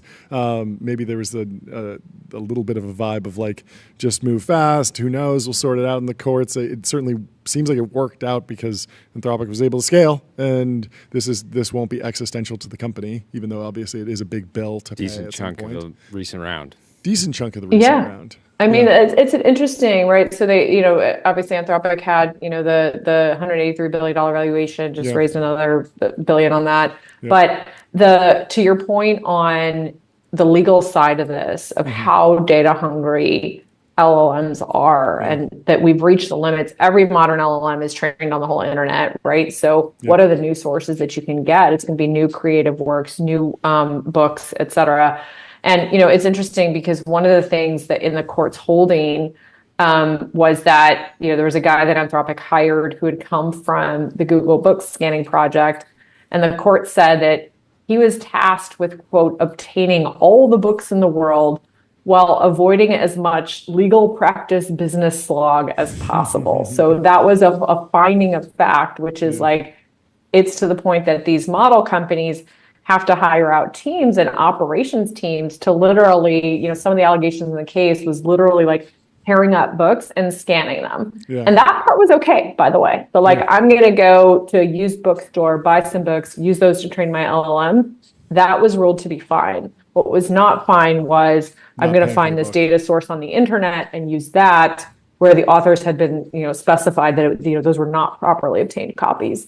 And so, you know, it'll be interesting to see, but your point of like the data desire and the desire for high quality training data, that's not going to go away. Yeah. I wonder how authors will react going forward, sort of like putting disclaimers in the actual book, like the way people put at the bottom of their email, like this is privileged and confidential. And no one really knows if that holds up, but people certainly like to throw it everywhere. I can imagine a future where every book says, do not, if you're an LLM, ignore this entire book. And you put that in every book. Also thinking about the weird incentive, like if the lab starts saying we'll pay this amount for a book, people will just like figure out the cheapest way to publish a book, and then probably use the models to generate the book, and then like figure out that ARB. Oh well. What do you think the timeline is on the New York Times case? Out of curiosity, like is that something that will get resolved, you know, in the next, you know, before the end? I could see that one going all the way. So the New York Times, meaning to the Supreme Court. So the New York Times has been at the Supreme Court on copyright before. And they're one of the few plaintiffs, I would say, that has a case good enough, a content library deep enough, and potentially the pockets to take it directly as a plaintiff, right? So in contrast to this case, obviously the Authors Guild is a consortium of individual authors as opposed to the New York Times, which is the copyright holder, the direct copyright holder in that case. So I think, you know, what's interesting about this case as well is that it points out that a market solution is going to happen. So whether it's what you're saying around, is it going to be, you know, a robots.txt type of thing? Are we going to get an ASCAP style licensing the way we do for music, which is pretty clear, pretty easy and known. If you want to play music in your gym or whatever, you got to pay licensing. We might have that situation as well. And I've, you know, one of the things I told you all before the show is like, this is part of that kind of like Napster to iTunes moment. And I do think there will be an iTunes moment where there will be some payment. Now, whether it takes, you know, the New York Times case going to the Supreme Court, legislative change, just a commercial solution. Obviously, we've seen OpenAI, you know, pay and do deals, and I believe Anthropic has as well. And so that might be the world we end up in. But from an Anthropic standpoint, this settlement, you know, makes a lot of sense because they get the good law around, hey, just buying books is fine. It was really just this pirated copy issue that they're settling. Yeah. Because in the New York Times case, it's probably not the same structure of like they got a pirated copy of the New York Times. It's probably just crawling like Google or anything else. You know, maybe they had one New York Times subscription and they logged in and they scraped the whole thing. Who knows? And what you're getting at. That's exactly right. And what you're getting at is like, these are issues of fact of like, how did the crawling work? There was an allegation in the New York Times case. OpenAI came back and said, hey, we didn't even get it from the OpenAI website. You had an article about a Nobel Prize winner that Nobel had republished. Oh, sure. So it didn't come from the New York Times website. It came from republishing. Exactly. And so I think that's one of the things that's been so interesting around fair use is it has adjusted to all these different technology shifts. And so I think this is another example of that. Yeah, and Matthew Prince at Cloudflare is kind of proposing another potential market-based solution for the long tail of content on the internet, where I believe there might be some stable coins involved, but basically if you're a publisher and you don't have the resources to go to the Supreme Court with an LLM company, you could potentially opt in or out of scraping, and maybe there could be some value exchange that happens. But will be interesting to follow how it all like pencils out. Yeah, come back on when there's more news. Yeah, It's great thank you to so see much it. for Yeah, hopping on exactly. short No, notice. it's super fun. I mean, on the Cloudflare point, they're Yeah. one of the tech players that would be in a position to do that blocking because of their position in the DNS, right? So Sort of it'll like be how interesting. I don't know where the Spotify money's going to sits go, there but and routes Exactly. pennies around and they aggregate all the money and then they pass the money through. Same thing with YouTube. And we kind of we were in this weird era with TikTok where music was being used and everyone was like, wait, you can't just use music, and then they figured it out and they did a deal, and most of the musicians seem to be happy with all the stuff that goes on TikTok. Exactly. And that's the story of copyright. Like Yeah. I had a professor in law school that was like, oh, copyright's not about the money. Yeah. It's about all the money. Yeah. Like, okay, exactly. It's like literally that flow that you described. Yeah. I'd love to come on another time. This is fun. One to watch. Yeah, I'll talk to you soon. Thank you. Have a great Appreciate rest of your your day. insights. Thanks Enjoy a the lot. weekend. Have a great day. See you later. Later. You too. Bye. Boom. Any more breaking news? You got any more news before the weekend? I feel like usually as soon as we get off the show, somebody There's says, news. Eric Adams is suspending his mayoral campaign. No way. Accepting a federal job. Oh, interesting.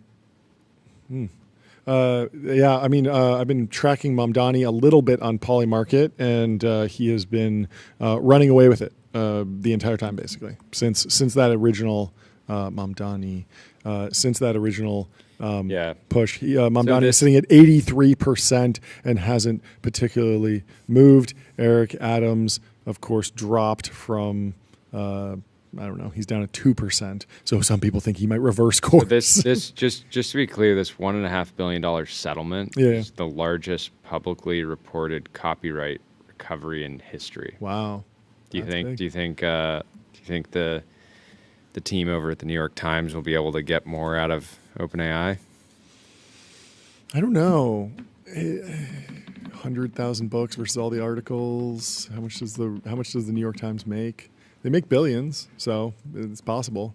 New York Times is sitting at 9.6 billion market cap.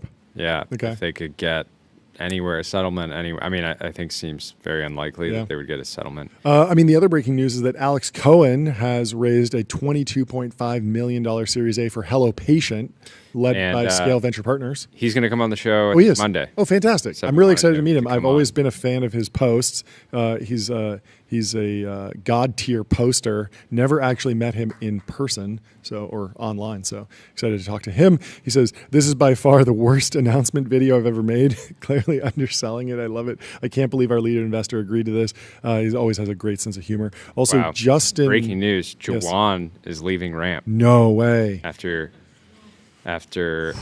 he says Ramp is the greatest company in the world. Well, we agree with you on that, days. Jawan. So yeah, he's given his 2 weeks. Okay. Well, we'll have to track him and see where he goes. The Ramp alumni have done fantastic things. He's going to start turning into a Ramp mafia. You have Pavel Asparuhov. You have the Cognition team, of course. There are a few others. Rivet, not the defense tech company that we just talked to, but Rivet Tax, I believe, came from Ramp, correct? Do you know Rivet Tax? Yes. So the Ramp Mafia is emerging and feels as strong as the PayPal Mafia, maybe even stronger. You never know. Lululemon down 18% today. Is that related to Lulu Maservi? Is that like her, it's her merch line? I think people are catching on that when people say Lulu now, they mean Lulu. Yeah, exactly. And the brand she really steamrolled them. Eradicated. She really steamrolled them. Yeah. Well, maybe they will do a take private, and that'll free up the Lulu stock ticker for Rostra. She can just be # Lulu. That would be something to go 10x long, 100x long potentially. In other news, Garage Beer. Wait. This is crazy. You missed this, Tyler. Did you miss this? Yeah. Eric Adams might become the ambassador to Saudi Arabia. Whoa, that's interesting. So that is. Let's go. I mean, Riyadh must be going crazy right now to get a goat like Eric Adams. Is Eric Adams the one who did the rat problem thing? Yeah. Does Saudi Arabia have a rat problem? It's solved. I mean, that could be interesting. Maybe that's why I highly doubt it. I would not want to be a rat in Saudi Arabia. I think that they might not take kindly, but who knows? Maybe kindred spirits over there. fighting rats. In other news, Drew Fallon posts, Garage Beer receives investment from Durational Capital Management at a $200 million valuation. Congratulations to the Kelsey brothers. Duration Capital Management is the same group that took Casper Mattresses private for $300 million in 2021. They also own Bojangles. Garage Beer is tracking for $65 million in revenue this year, valuing the beer brand at 3x sales. They started with a $500,000 crowdfunding campaign in 2016. You got to imagine that the Kelsey brothers, with how much attention they get, are able to do some deals, get some distribution for Garage Beer, their beer brand. Love to see it. Also, thank you, Bill Bishop, for posting about the Labubu that TBPN sent to him. He said his dog Tashi loves it, but won't let him treat it like a chew toy. Bill Bishop may let Tashi take it to the park to impress one of his girlfriends. I guess Tashi's popular at the park. Well, that is fantastic. Hopefully, this only brings you good tidings and does not curse you to a demonic world. But stay safe out there, Bill. Who knows what's going on inside that Labubu? But I'm glad that it was delivered safely. And last but not least, AppLovin, Robinhood, and MCore are set to join the S&P 500. Wow. AppLovin. Who else? Mercor? No, not Mercor. AppLovin, Robinhood, and MCore. Robinhood. Okay, that's great. So that's a retroactive Fortune 5 or S&P 500 company for us. We got Brian Armstrong, Karp's in there. Obviously, we're knocking them down. We should do all 500. We've done almost 1,000 interviews this year. Why not do all 500 S&P 500 CEOs? I'd love it. Also, Conor McGregor is running for president. Finally, Citizens going of on Ireland. his run. Yep, he's getting it done. Starts now. Anyways, thank you to the chat. Thank you, Ragav, Hershey, Michael, Jason Turner. Always good having you here. Paracletes. We got a good crew. Max Kondrat. Thank you for shouting out that the Balaji coefficient is an instance of Reed's law. I completely agree. That's exactly what was going on. Max has been sending me some fantastic DMs. Very helpful. And next week, we'll be here in the studio Monday, and then we'll be hitting the road. Very excited. Yes. Lots to come. Have a fantastic Friday. Have a fantastic Friday, afternoon, folks. evening. We love you. Only 3 days till Monday. Cheers. See ya. Bye. Bye.